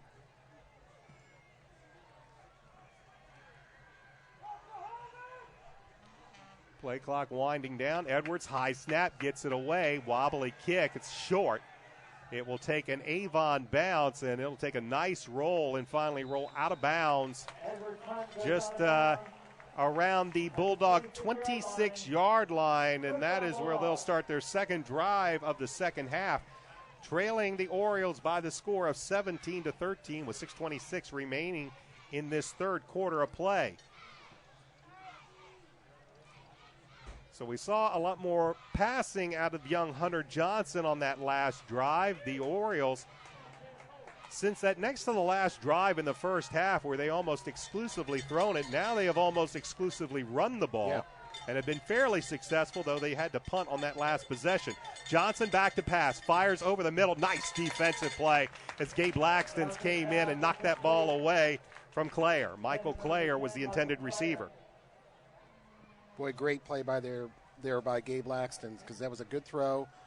Clare had set down in that zone, and Gabe got his arm in front to break up that pass. 2nd and 10. Important drive here for Brownsburg. 6:24 left in the third period. Again, we've talked about it, but they'd like to keep their defense, the defense has played well tonight, but they'd like to keep some kind of a sustained drive going here in this third period. We got an official's timeout as Evan Mallory evidently was having a little bit of an equipment issue. He comes back out onto the field. It'll be 2nd and 10 for the Brownsburg Bulldogs, trailing by 4. They ball spotted at the 26-yard line. They are moving left to right. Ball is over near the left hash. Clare will come to the near side, joined by Devontae Allen. As Hunter Johnson bends under center. Tokes Akinrabadi, the tailback.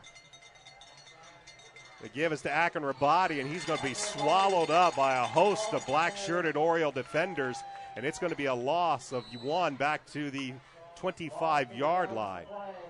He's not been effective running the ball up the middle. Now, he did break a couple, up the middle, but for the most part, Avon defense has stuffed him being Tokes, when he's tried to run up the middle. Akinrabadi lost his helmet, so on this 3rd and 11, he's going to have to head to the sideline and sit out a play.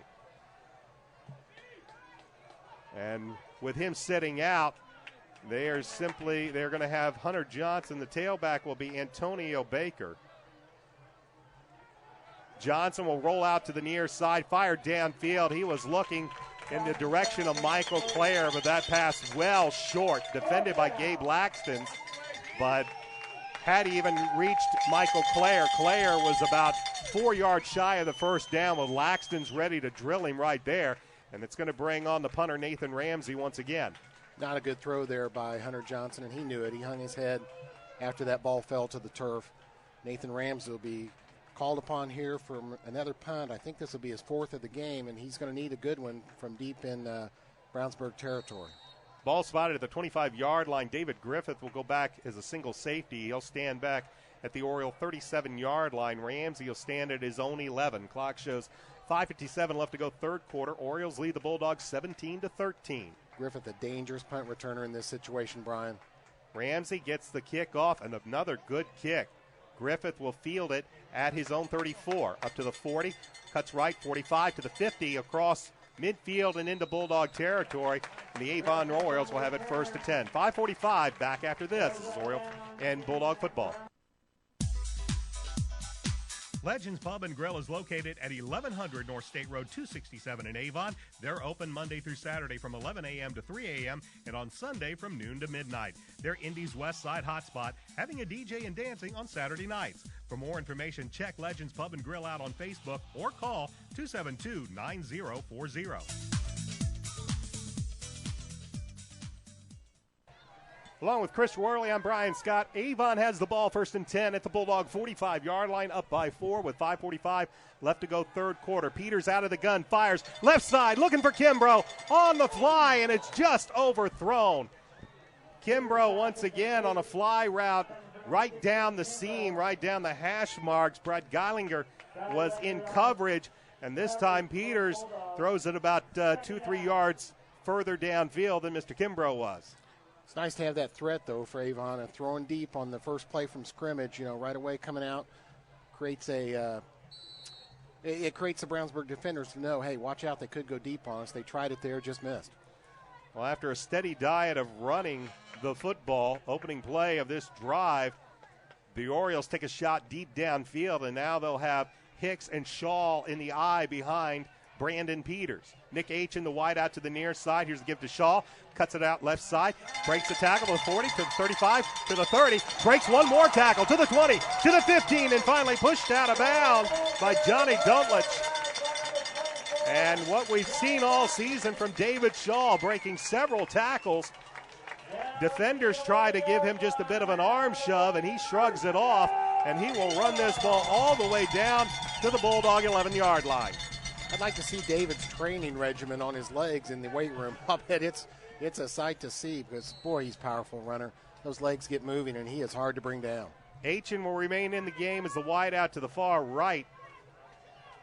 As offset eye to the right with Hicks and Shaw behind Peters. Working off of the left hash mark are the Orioles. Give to Shaw. Shaw right up the middle, powers down inside to around the Bulldog 5-yard line, maybe just inside it. Zach Carlson on the tackle for the Bulldogs, and will bring up second down and 4. The Orioles can get a first down without a touchdown, but it'd have to be about inside the Bulldog 1-yard line. Shaw, good run there, showed patience. He let his blockers set up in front of him, then he cut to the open hole with a little step to the left. Well, after Tennant ran all on the last drive, Shaw in now as he stays in the tailback position. Hicks in the fullback. And the give is to Shaw, but this play never got off, as we'll have an illegal procedure called against Avon. And again, one of those penalties that has been, as Coach Mark Bless says, gives you gray hairs and makes your hair thin out, as the Orioles had 2nd and 4 from the Bulldog 5. They'll now have 2nd and 9 from the Bulldog 10-yard line. Brandon Peters over here on their near sideline getting the call here from Coach Bless. Bloom and Kimbrough will return now on this 2nd down and 9. Clock shows 4:42 and moving here in the third quarter. Bloom to the far side, Kimbrough to the near side. Hicks and Shaw in the eye. Peters will bend under center, looking over a 4-man front. Play action pass. Peters will whirl to his right. Fires, looks, in the flat, pass is complete to the fullback, Thomas Hicks, for a pickup of about 4 yards before he's wrapped up. It'll bring up third down for the Orioles. Big play there by Noah Devney of Brownsburg. He saw that short pass in the flat setting up, and he rushed up from his defensive back position to make the tackle. It is 3rd down and 4. As again, I mentioned, the Orioles could get a first down without getting the touchdown. They'd have to get it inside the Bulldog 1-yard line. Kimbrough to the far side of the field. Sam Bloom will come near side. It again is Hicks and Shaw in the eye behind Peters, who will stay under center. Moore is the tight end left. They give it to Shaw. Gets around the blocker. Tries to cut around the left side and nothing doing.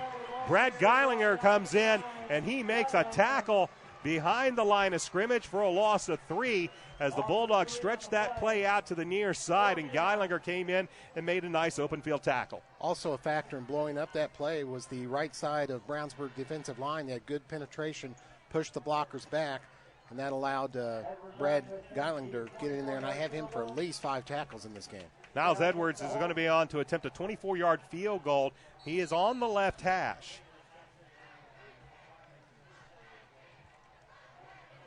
Good snap, good hold. The kick is up, and the kick is good. 2:58 remains in this third quarter, and the Orioles lead the Bulldogs by the score of 20-13. Back with a kickoff after this. This is Bulldog and Oriole football on XRB and ASO.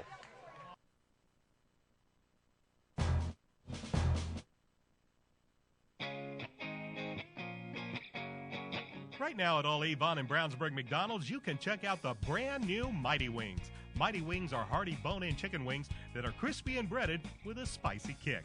Available in 3-piece, 5-piece, or 10 pieces, a 3-piece is only $2.99 at all Avon and Brownsburg McDonald's.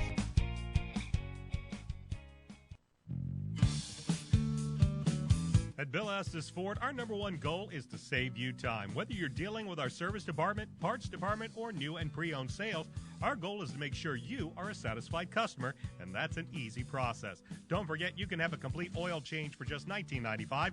Check them out online at BillEstesFord.com. Bill Estes Ford, soon to have a new look at 450 East Northfield Drive in Brownsburg. Call today, 852-2231. Alongside Chris Worley, I'm Brian Scott.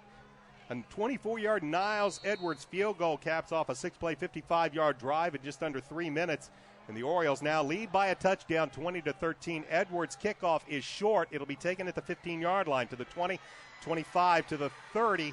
And I believe that is Vincent Lisman with the return up to the Bulldog 34-yard line. And that's where the Bulldogs will take over 1st and 10. Now trailing by a touchdown with 2:52 remaining in this third quarter.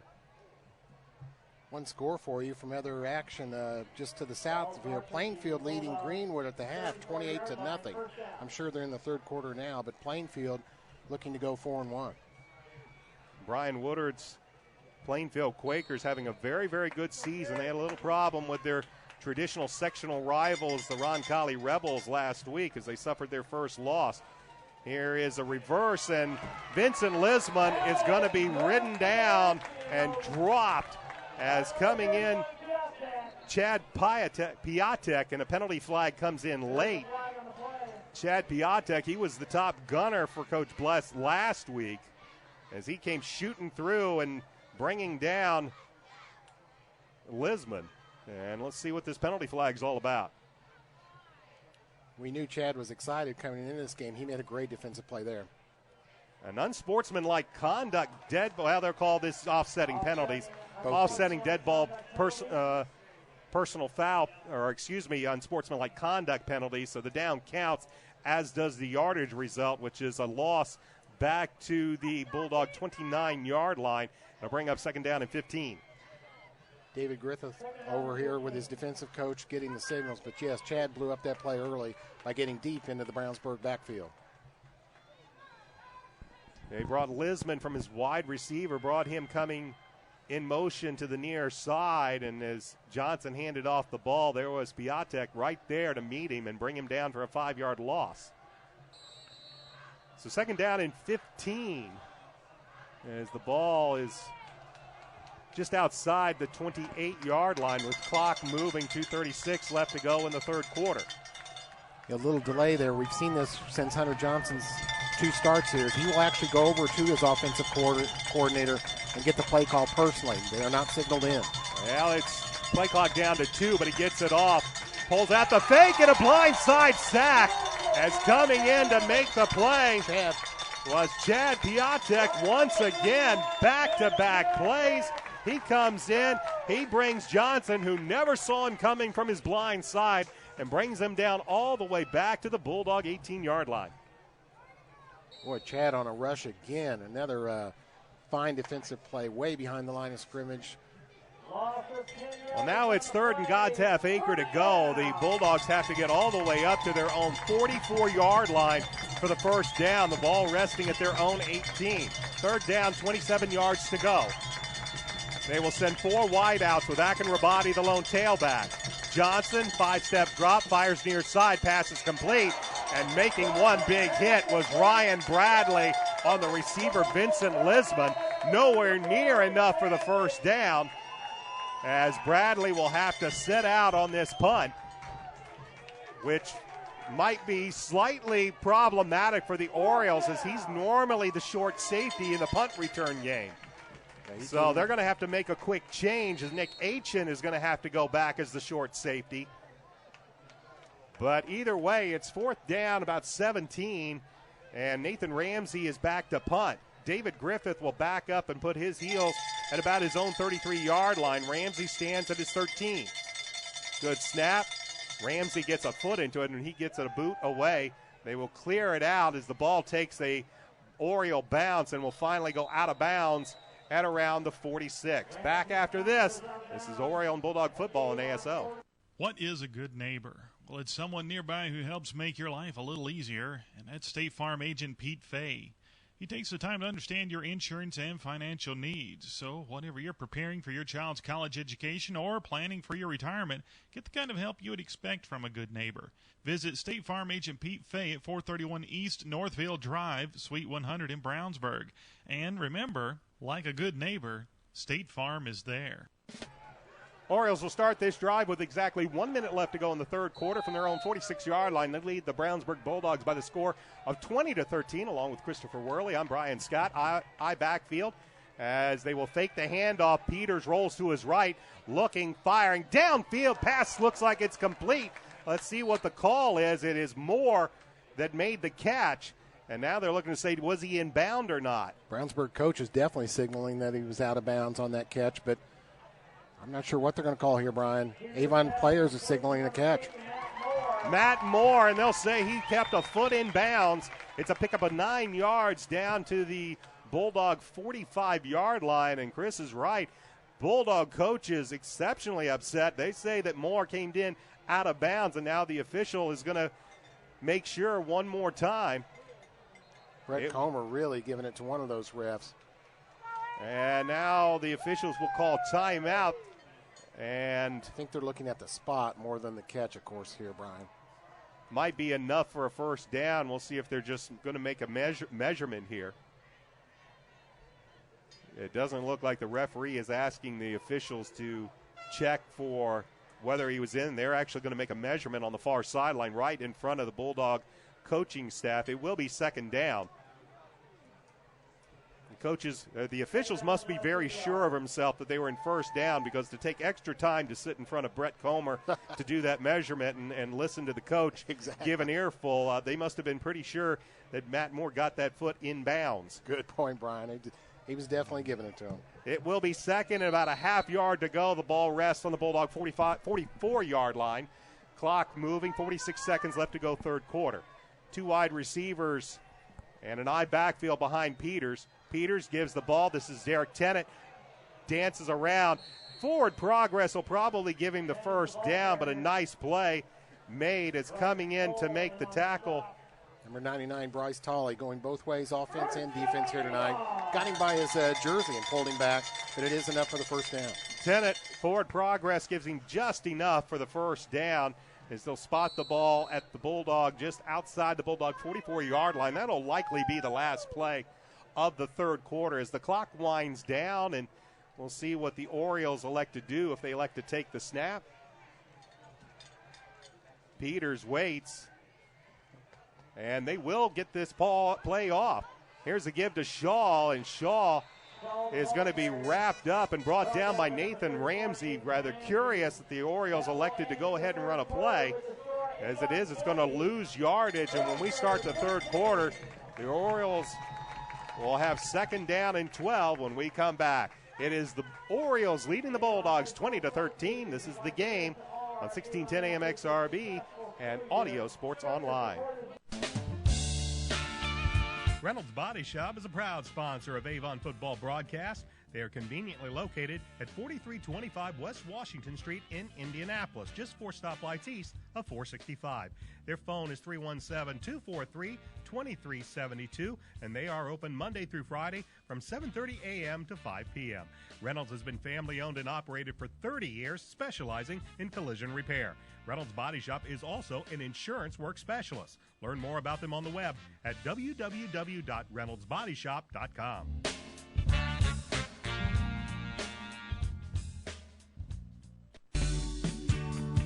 Established in 1882 as Harris Bank and owned by BMO Financial Group since 1984, BMO Harris Bank has grown to become one of the largest banks in the Midwest, servicing personal, commercial, and affluent customers.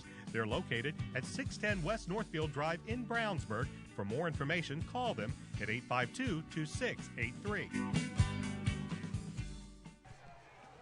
Along with Christopher Worley, I'm Brian Scott. Fourth quarter ready to begin as the Orioles now move left to right. They'll have a 2nd and 13 from the Bulldogs' 46-yard line as Peters with a play-action pass drops back. Bulldogs had some defenders, but they find Cress Kimbrough at the 40, up the sideline to the 25, to the 20, eludes one tackle, to the 10, to the 5, still driving, and he is going to be down at the 1-yard line. That was all Cress Kimbrough. The Bulldogs got defensive pressure up the middle. They flushed Peters to his right. He found Kimbrough just inside the 40-yard line, and then Kimbrough tiptoed down the sideline, broke a few tackles, and struggled all the way down to the Bulldog 1. Some Bulldog defender lost Kimbrough there, did not cover him at all, and he was open in the slot. And as you said, Brian, he did the rest, breaking tackles and running down that sideline as a little bit more substantial rain starts to fall here in the fourth quarter. This will be a big score here for the Orioles if they can punch it in. Eye backfield with Shaw, but it is Peters that plunges ahead. No signal yet on the quarterback keeper, and he is in for the touchdown. Brandon Peters with a quarterback keeper plunges in from 1 yard out, and the Orioles tack on 6. They lead the Bulldogs 26-13, waiting for the point after.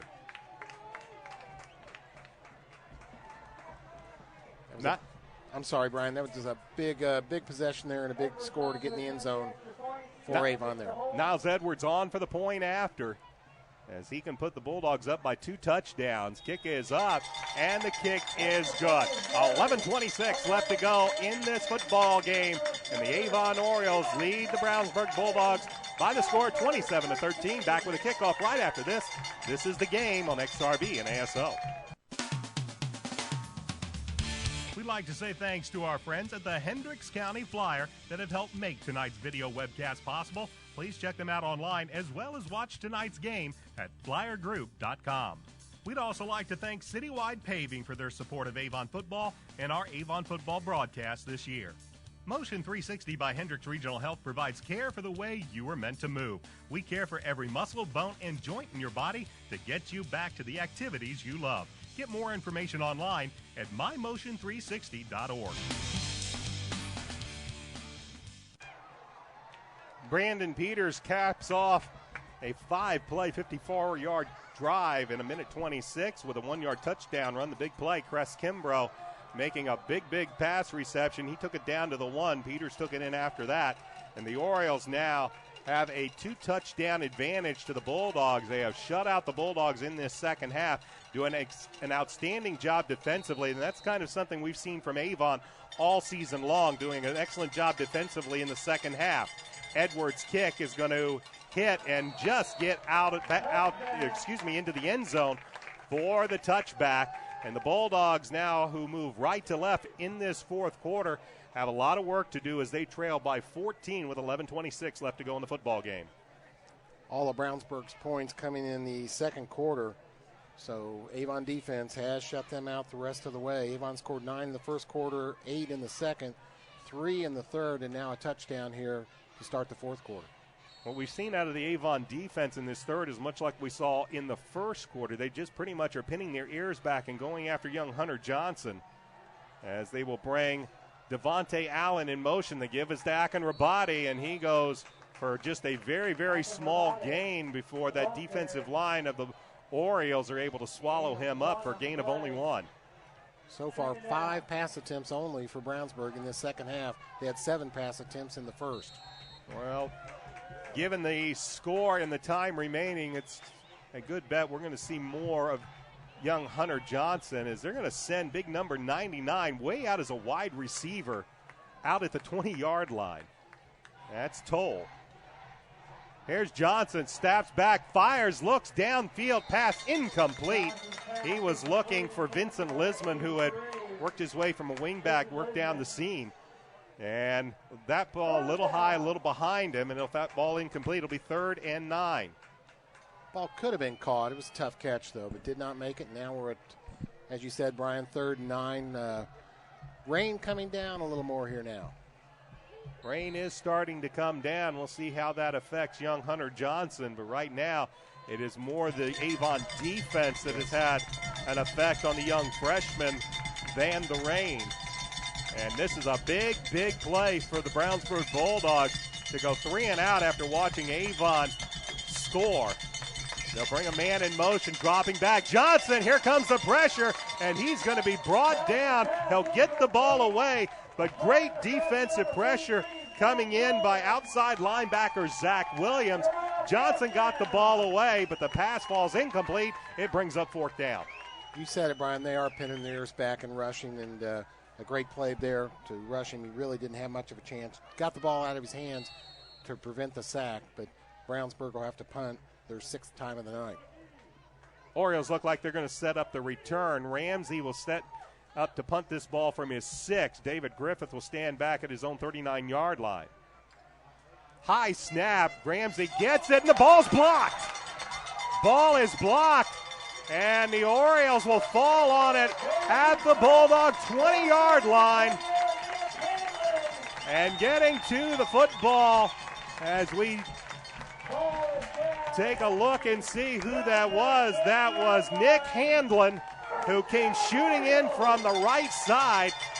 The snap was high. Ramsey went up, but that little bit of delay allowed Handlin to get in, get a fingertip on it, and the Orioles recover it at the Bulldog 20-yard line. Avon defense really excited as they come off the field. All that bench congratulating them, and they are all excited over here on the Avon sideline. All the momentum in this second half going Avon way.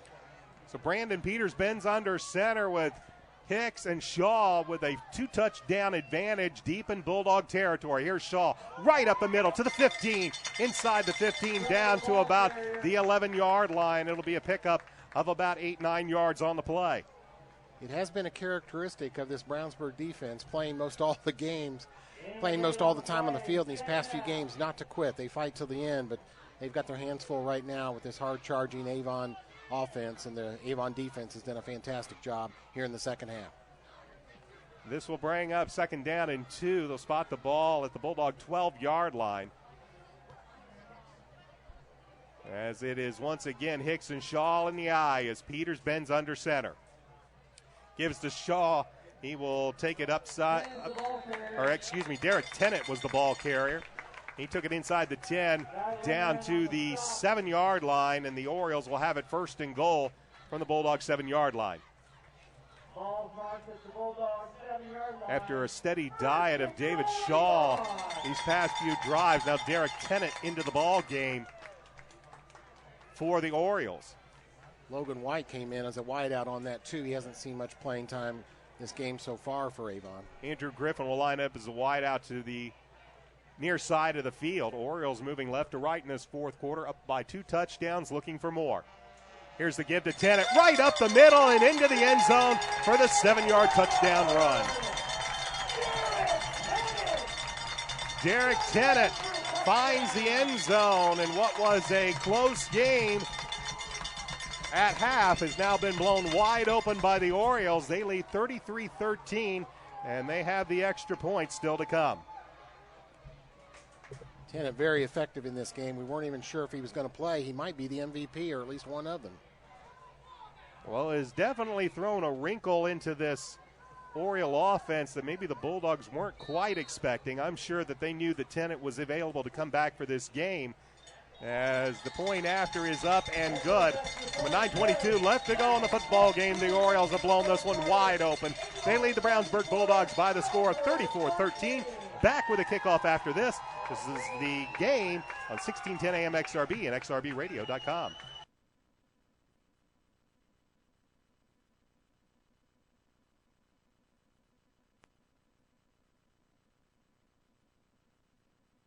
You know, nothing makes you think of the future like holding it in your arms. The wonder of being a new parent includes planning your child's future, and now's the time to start looking to someone who's been there from the start. State Farm agent Pete Fay in Brownsburg can ensure your life insurance will keep pace with your family's growing financial needs. So for more information on life insurance, visit State Farm agent Pete Fay at 431 East Northfield Drive, Suite 100 in Brownsburg. And remember, like a good neighbor, State Farm is there. Derek Tennett's 7-yard touchdown run caps a 3-play, 20-yard drive in a minute 12. And the Orioles now lead by 3 touchdowns over the Bulldogs of Brownsburg with a 9:22 left to go. This ball will bounce. It'll be picked up at the 1-yard line, 10 to the 15, and that's about as far as I believe Vincent Lisman is going to get. And the Bulldogs, who when you look back, they trailed 17-13 at the half. They got that big field goal at the end of the first half. It has been all Avon here in the second half, and now the Orioles lead by 3 touchdowns. Rain falling here, and rain coming down on Brownsburg's hopes of winning the game here tonight, too, as we go. We're at 9:18 left, 34-13 Avon.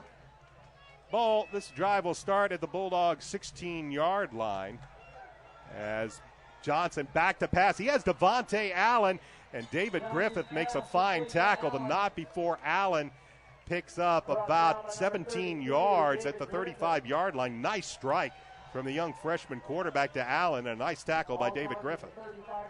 Devontae Allen again having a little impact this week for Brownsburg's. Last week he had a good game. That is Hunter Johnson's first completion of this second half. One of the things in Brett Comer's flexbone offense, it's always been based on having a very talented tailback, but from the wingback positions, they expect some production. As 4 wideouts are in the pass, Johnson fires, looks to the right, passes incomplete. He was looking over to Jalen Hall on the far side of the field. Looked like he was knocked down by Nick Handlin. And it'll be 2nd and 10. Yeah, I think it's proof, too, of Avon's defense. You look back at all these possessions in this game for Brownsburg, all of them 2, 3, 4, 5 plays at the most, so they have not been able to sustain offense and keep them out there on the field. Bulldogs have gotten a couple of big plays. Devontae Allen, Toksak, and Rabati, and this is not going to be a big play because Hunter Johnson is going to be swallowed up by 3 or 4 Avon Orioles.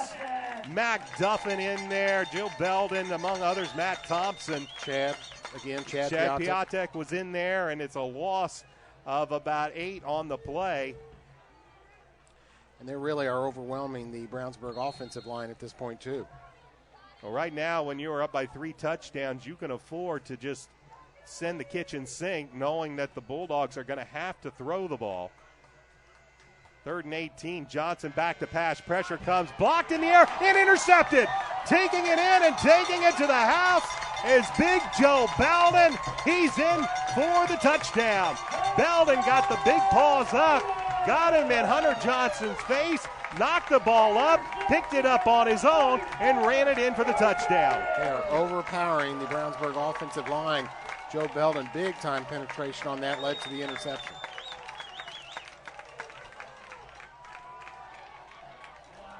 Wow. I would say it was about a 18-yard touchdown off of the interception return for Joe Belden. As Niles Edwards is on, and as things have just kind of gone bad to worse for the Brownsburg Bulldogs, who trailed only by 4 at the half, and they find themselves, after this kick by Niles Edwards, trailing 41-13 with 8:09 left to go in the ball game. Back for the kickoff after this. This is the game on 1610 AM XRB and Audio Sports Online. Sweet Treats of Avon is closed for remodeling until October 7th. That's when it will reopen under a new look and a new name, Chicago's Pizza Express.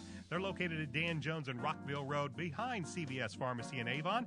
Find out more on October 7th when Sweet Treats open up as the new Chicago's Pizza Express. Same great owners, but a whole new look and new menu. When plumbing... Joe Belden's 18-yard interception return for a touchdown. That's all those big defensive linemen ask, is to be able to bring one into the end zone. He has blown this. This game has been blown open now for a little while, but Avon stretches their lead to 41-13 with 8:09 left to go in this football game. In the game last year, Brownsburg won on their home field 27-8.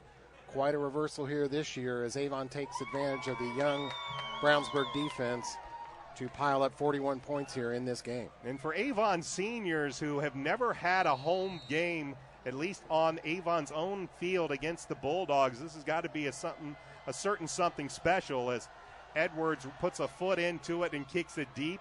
It'll be taken at the 7-yard line to the 10, 15, 20, and plowed right there is Vincent Lisman, and he will take it up to about the 22-yard line. And now it just becomes a coaching moment for Brett Comer and the Bulldogs, trailing 41-13 as the Bulldog. Comer knew he was going to have some growing pains this year, especially if you're going to start a freshman quarterback. And now it's time to start learning from that and improving as the season goes. Here's a give to Akin Rabati, and that is one of the things the Orioles have done very well, is really limit him. He had the big run. He had the 55-yard touchdown run, and since then, I would hazard a guess, Chris, that he may have gained 15 yards since then. Yeah, I would believe so, Brian. That the middle of the Avon defensive line has really done well against him tonight. We're seeing a few substitutions for Avon, as you would expect now. 85, Chad Skaggs in defensive line. Also number 49, Mac Duffin. It'll be 2nd and 7. Here's once again, I believe, Akin Rabati on the carry. And he'll bring it up to the 30-yard line. Orioles pointing as if they have the ball, and no signal from the officials as of yet as they unpile them at around the 30-yard line. And they'll say it's 3rd down. One thing we talked about before this game too, Brian, is that defense of Brownsburg wanted to really get some turnovers and cause some turnovers. I don't think they have a turnover in this game. They don't. Actually, when you look at it, until that interception, it had been a clean game. Yeah. We hadn't really seen, for the Bulldogs, still the offensive woes continue. Here's the give to Akin Rabati, and he may plow up and needed 3 yards, picked up 4 up to the Bulldog 33-yard line. And it will be 1st and 10 for the Bulldogs. Clock will move once they get the chain set. It reads 6:39. Avon 41, Brownsburg 13. Along with Chris Worley, I'm Brian Scott. You'll have the pleasure of listening to us next week if you're a Brownsburg Bulldog fan, as we will have the game at Lafayette Jefferson. That is the Bulldogs' next opponent. Here's the pitch coming around near side, and taking the pitch is Vincent Lisman. And he will get maybe a yard, or actually he's going to lose a couple of yards on the play, back to about the 31-yard line. I talked to Coach Comer after Thursday's practice, and he did, he admitted, he said, we have not been competitive, we being Brownsburg, in the last 2 games that they played. They were competitive in the first half here tonight, but the second half's been a different story. And if you're going to take a positive out of this, if you're a Brownsburg Bulldog fan, if you're Brett Comer, that's what you go and you show the game film to your team of that first half as Johnson back to pass, fires. Nice pass as he gets it complete to Jalen Hall. Gabe Laxton's in coverage. It'll be a pickup of about 9 yards to the Bulldog 40-yard line. He'll show this first half game film to his team and show some of the intensity that he'd like to see. Is, of course, the big run by Akin Rabati, how defensively they helped hold the Orioles down, and then, that's something you just have to go work on as you get ready for Lafayette Jefferson next week. It'll be 3rd down and about 3 yards to go as Johnson back to pass. Looks, fires a fade pass, and He was looking for Vincent Lisman. Lisman had broken away from the defender down the far sideline, but the pass was overthrown. It'll bring up 4th down, and I'm sure Coach Comer is simply going to leave his offense out there, trailing 41-13 with 5:04 left to go in the game. Johnson 2 out of 11 passing here in the second half, so the struggles continue, but he's going to learn and develop as we move along here in this season. 4th down and 3. Hall will be the wide out to the near side. Akin Rabati, the tailback. That was a good catch on that last play for Jalen Hall. Seldom used as a receiver, who's actually made some catches. A good catch there. Devontae Allen in motion. Here's a keeper by Johnson. He will turn it upfield, and he'll have the first down as he will pick up about 5 yards on the play as he went around the right side, got outside of the tackle, and then cut it upfield. He'll cut it up to the 45-yard line, and the Bulldogs will move the chains 1st and 10 on the 4th down conversion. Avon not calling on all second stringers yet. Our man Chad Piotrek still out there along with David Griffiths. Those two have been outstanding as usual for the Avon defense. Well, as you would expect, again, on the only home game that the Orioles have ever had against the Bulldogs here at Avon High School, a lot of seniors are staying on the field for the duration. As here is the pitch, I believe it's Allen, and Allen maybe gets a yard on the pitch. And that is all before a host of black-clad Oriole defenders is able to bring him down for a 1-yard gain. It'll bring up 2nd and 9. 4:20 remains in the football game. Avon up big, 41-13. They held a 17-13 lead at the half, and it's been all Avon here in this second half. This is Brownsburg's 8th play of this drive. That's about the most plays they run on a drive all night. They had one early of 9 or 10 plays, but too little too late here in the 4th as far as at least getting some plays done and moving the ball. Johnson, play action pass, fires down the field, broken up. He had Jalen Hall down the seam, and Gabe Laxton, had he not been able to put a Hall up there at the last second, that would have been a touchdown pass from Hunter Johnson to Jalen Hall. I believe that would have been Johnson's first touchdown pass of the season. Jalen Hall disappointed there. His eyes were wide open as he saw that ball coming to him. But again, a nice breakup by Avon defense and their secondary there. It'll bring up 3rd down and 9 for the Bulldogs. Clock stops on the incomplete pass at 3:55. Allen in motion. Johnson back to pass. Fires off to the right. Passes high. Pass was intended for Vincent Lisman. It's incomplete. It'll bring up 4th down.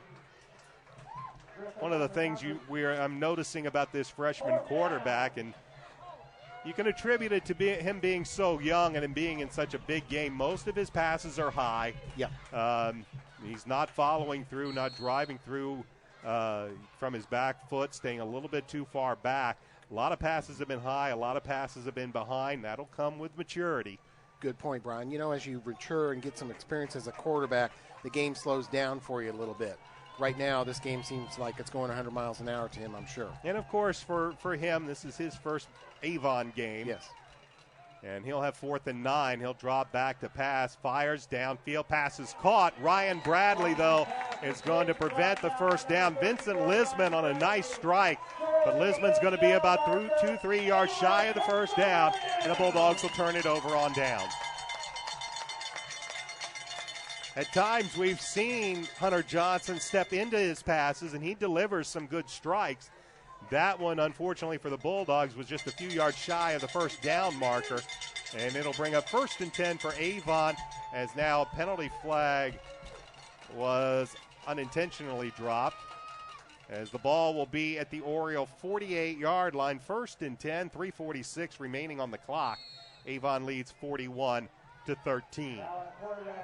Richie Steinmetz now into the game for the Avon Orioles as he gets to bend under center, the senior quarterback for Avon in his final Bulldogs game, and give us to Derek Tennant. Tennant over the right side. He picks up and plows through for about 3-4 yards. Now Steinmetz has played quarterback a little before for them, right, Brian? He and Cole Johnson were pretty much a tandem duo last year, as they were platooned at times by head coach Mark Bless, something Coach Bless says maybe in hindsight it would have been better to leave Johnson in all of last year or in many of the games. Steinmetz does show he's a good athletic kid, big, strong.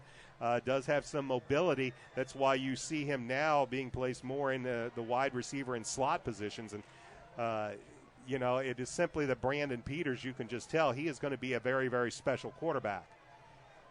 Sam Bloom at wide receiver going to get a little time here, comes in. Here's the give, and right up the middle is Tywan Johnson. It was Johnson, the ball carrier on the last possession. Johnson, also a senior, getting some action here in his final Brownsburg game. But it will bring up a third down in about 3 as the clock moves. 2:33 left to go in the football game. Riley Ish, the junior linebacker for Brownsburg, made that tackle there. Clock rolling, Brian. Clock continues to count down. It'll be 3rd and 2. The ball's at just inside the Bulldog 45-yard line as Kimbrough. That is not Cress Kimbrough at the far side. That is Akash Khanna. Here's the give to Johnson. Johnson with a little bit of a collision in the backfield with Richie Steinmetz. That's going to slow Taiwan down just a bit and make it 4th down and 1. Zach Carlson, another tackle. Get you a shot of the Brownsburg crowd. Their student section still here, still bouncing up and down in the neon in the rain, but a lot of the other crowd has cleared out on both sides as we wind down here to the completion of the game. Well, the game will go to the Avon Orioles with 1:30 left and counting. This is 4th down and 1. Johnson and Shane Dillahay in the eye behind Richie Steinmetz. Steinmetz will give it to Johnson. Johnson will plow through, and he'll be stacked up. This is all depending on the spot.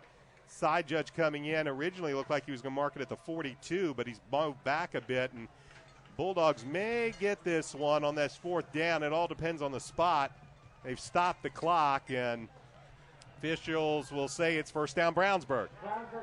The gutty effort of the Brownsburg defense amazes me sometimes. They're down. They've been down here most of these last 3 games.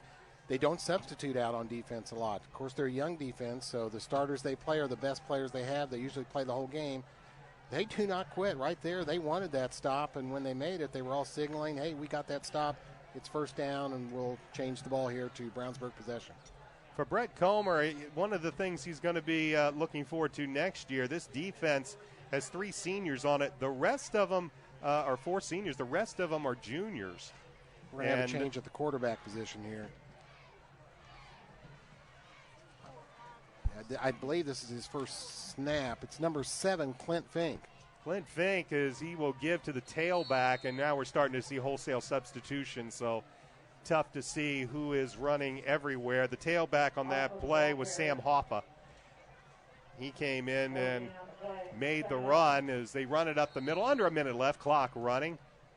The Orioles will be moving to 2-3 on the season, while the Bulldogs, after winning 13 straight regular season games entering this season, they're going to drop their 4th in a row to move to 1-4. Klink back to pass, fires at left side, looking around the near side. The pass is incomplete, intended for Cameron Davis. And this was an important win here for Avon, because next week they'll have their hands full as they travel to that good Noblesville squad, Brian. For our Avon fans tuning in tonight, that game will be audio only. You can listen to that game on Audio Sports Online. Rhett Cochran will have all the action for you from Noblesville High School. And you can listen to that game on ASO. Klink pitches out to the right side, getting a block and getting away from a defender, running down the far sideline before David Griffith runs him out of bounds is Jasir Lewis. His first run of the year was an effective one. Jasir Lewis from the wingback got the pitch, ran it down the far sideline. Griffith knocks him out of bounds. 29.3 seconds remain. And it will be 1st and 10 for the Bulldogs at the Avon 30-yard line. Again, a fair amount of the Avon defensive starters are still on the field. Yes. Klink back, fires, looking near side, passes. Nick Hanlon looking for the pick. Pass was intended for Cameron Davis, but Nick Hanlon got a hand up, tried to almost pin that ball against his helmet to try to pull in the interception. but he breaks up the pass. It'll bring up 2nd and 10. 24 seconds remain in this football game. This was decided early in the third quarter as Avon now leads 41-13. I would imagine Griffith and Piatek may have said, no, we are not coming out. Here's the pitch, and the pitch comes, I believe, to, is that Johnny Dotlich? Yes, it is, and that would be his first offensive run of the year. So they're trying some different things here as the clock continues to tick. That might be the last play, Brian. We'll see if the Bulldogs try to hurry up a play. 3rd down, and I don't think they're going to get to the line of scrimmage in time. Maybe. We'll see if Clint can get it off. He gets it off. Fires to the far side, and that one's going to be incomplete. And the Avon Orioles have defeated the Brownsburg Bulldogs by the score of 41-13. Chris and I will be back to wrap this one up right after these messages. This has been The Game on 1610 AM XRB, xrbradio.com, and Audio Sports Online. When plumbing problems arise, do you want a plumbing company with an impressive truck or fancy jingles? Well, of course not. You want your problem solved quickly and at an affordable price. At Westside Plumbing, we understand you want a plumber who is honest, respectful, and knows how to fix the problem. Westside Plumbing provides fast, professional plumbing service 7 days a week. When you invite Westside Plumbing into your home, be assured they'll be knowledgeable, timely, and will give your home the respect it deserves. Honesty, integrity, and respect. That's what you get when you call Westside Plumbing at 445-8399. That's 445-8399. Westside Plumbing, serving Brownsburg and all of Hendricks County. 445-8399. Now is the time to choose Ivy Tech Community College. There is no more affordable option in the state of Indiana for your college education. You can earn an associate degree and start a career, or transfer to a four-year school and earn a bachelor's degree. A college education is more accessible than ever before. You have choices. Make the Ivy Tech choice. Visit ivytech.edu or call 888-IVY-LINE. That's 888-IVYLINE. Running a little short on cash or got some collectible items around the house you don't need or want? Well, take them to Hendricks County Estate Buyers in Brownsburg. They buy gold, silver, coins, tools, electronics, and antiques. They specialize in one-piece or entire collections. If you have an estate or a household liquidation coming up, call them first. Ask for Justin at area code 317-286-3652 7 days a week. They're on the corner of Main and Odell in Brownsburg. That's at area code 317-286-3652. Hendricks County Estate Buyers.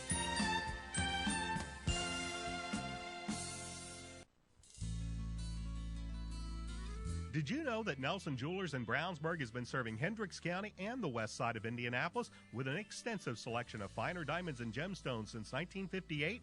Nelson Jewelers is a family-owned jewelry store specializing in unique jewelry, jewelry repair, appraisals, and watch repair.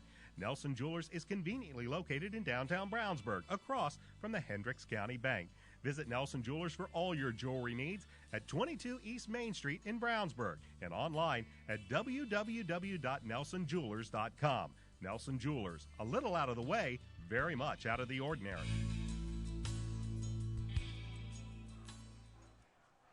Alongside Chris Worley, I'm Brian Scott. The Avon Orioles have defeated the Brownsburg Bulldogs by the score of 41-13. For the Orioles, well, this was a tight game through the first half. It ended up with the Orioles heading to the locker room with a 17-13 lead after the Bulldogs managed to kick a field goal in the final seconds to close out the first half to narrow that deficit to 4. But it was all Avon here in the second half as they blew the doors open on the Bulldogs and come away with a big victory. Scoring got started early in this contest as David Shaw capped off a 4-play drive in 80 yards, and he did it with a 65-yard touchdown run. The point after was missed, but Avon led the Bulldogs by the score of 6-0. It would be followed up later after they held the Bulldogs to a 3-and-out on a 6-play, 55-yard drive when Niles Edwards hit a 33-yard field goal, and Avon increased their lead to 9-0. Bulldogs would finally get on the scoreboard early in the second quarter as Brandon Dowers hit a 30-yard field goal just a few minutes into the second quarter, and it was Avon with a 9-3 lead. That would hold until about midway through the second quarter when the big tailback for the Brownsburg Bulldogs, Tokes Akinrabadi. He ripped off a 55-yard touchdown run. Brandon Dower's point after was good. And for the only time in this contest, the Brownsburg Bulldogs held the lead by the score of 10-9. It would stay that way until Matt Moore was on the receiving end of an 11-yard touchdown pass from Brandon Peters. Derek Tennant came through with a 2-point conversion, and that allowed the Orioles, with just under 2 minutes left to go in the half, to extend their lead, make the lead for the Orioles 17-10. As I mentioned, Niles Edwards would hit a field goal from 24 yards out at the close of the first half. That would make it 17-13, and that's how we would end this game at half. After that, well, it pretty much turned out to be all Avon, as they would blow this game open beginning late in the third quarter. Brandon Peters, after Cress Kimbrough on a fine touchdown, or a fine reception, I should say, of over 40 yards, tightrope the sideline, made a couple of Bulldogs miss tackles. Kimbrough was tackled at the 1-yard line. Brandon Peters ran it in from there. Niles Edwards' point after was good. It was 27-13. And then after holding the Bulldogs to a 3-and-out, Nick Hanlon came in and blocked Nathan Ramsey's punt. That set up the Orioles 1st and 10 from the Bulldog 20-yard line. 3 plays later, Derek Tennant scored from 7 yards out. Niles Edwards' point after was good. And early in the fourth quarter, the Orioles had a 34-13 lead. Very next possession for the Brownsburg Bulldogs. After 2 plays, Joe Belden would pick off the freshman quarterback Hunter Johnson. Belden got a ball up in the air, knocked the football up, brought it down, ran it in 18 yards later, and it was 34-13 in favor of the Avon Orioles. Niles Edwards, they would get one more touchdown later on, Joe Belden would make that a 41-13 game to cap off the scoring in this contest. For Avon, well, they moved to 2-3 on the season. The Bulldogs dropped to 1-4. And Chris, as we head to Lafayette Jefferson next week, we mentioned that Brett Comer, he said he could have.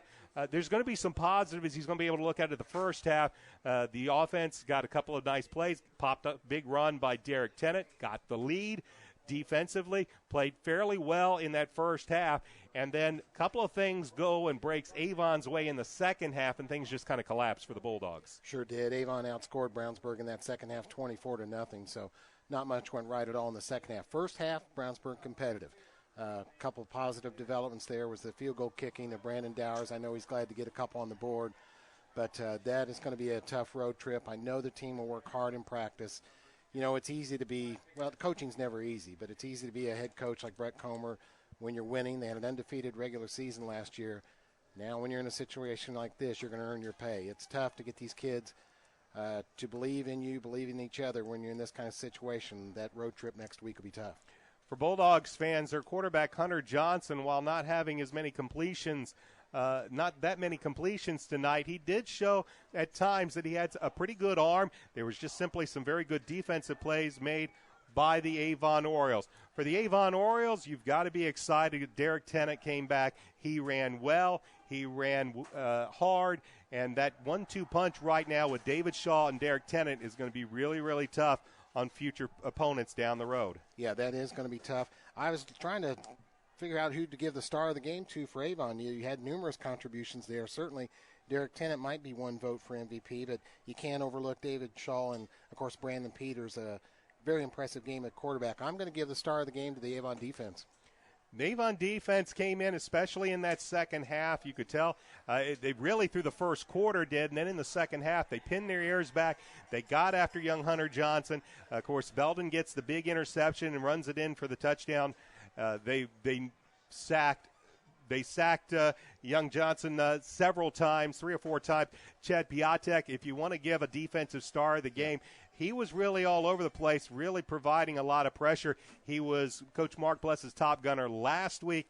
More than likely he'll be his top gunner this week. For the Brownsburg Bulldogs, well, Chris Worley and I, we will be at Lafayette Jefferson next week as the Bulldogs head up the interstate for their final trip into Lafayette.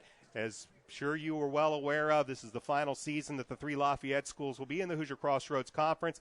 The Bulldogs will only make one trip to Lafayette this year. They will be at Lafayette Jefferson. Because they had Harrison and McCutcheon both at home, so only one trip up to Lafayette this year. It'll be the final trip for the Bulldogs. Since the Bulldogs play in 6A and the 3 Lafayette schools in 5A, this will be the last time they see any of the 3 Lafayette schools this season. Chris Worley and we will be in Lafayette next week as the Bulldogs take on the Broncos.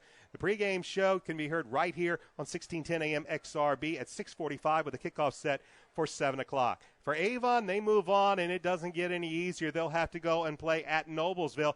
Coach Lance Scheib's team came into this game this week with a record of 3-1. They have been one of the surprise team, if not only in the HCC but all of Central Indiana, as that team is led by a very good quarterback and a very experienced quarterback in T.C. McKiernan, a good wide receiver combination, and it should be a very, very good football game. I know Coach Bless, this team has done very well. It was some of the most prolific offensive in the HCC, shutting them down. They will have a tough road to haul next week. Rhett Cochran will have the call for you. For Avon fans, that game will not have video available. We will only have audio available for that game, and you can listen to that game on Audio Sports Online. Chris, any final thoughts before we end it tonight? No, big win there for Avon, as we've discussed.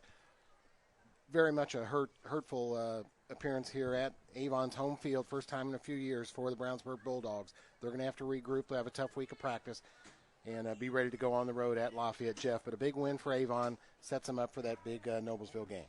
All right, Avon, they improved to 2-3 on the season. The Bulldogs fall to 1-4. That is the Avon Orioles with the victory. They defeat Brownsburg by the score of 41-13. For Chris Worley, my name's Brian Scott. We want to thank you for joining us for the game on 1610 AM XRB and XRBradio.com.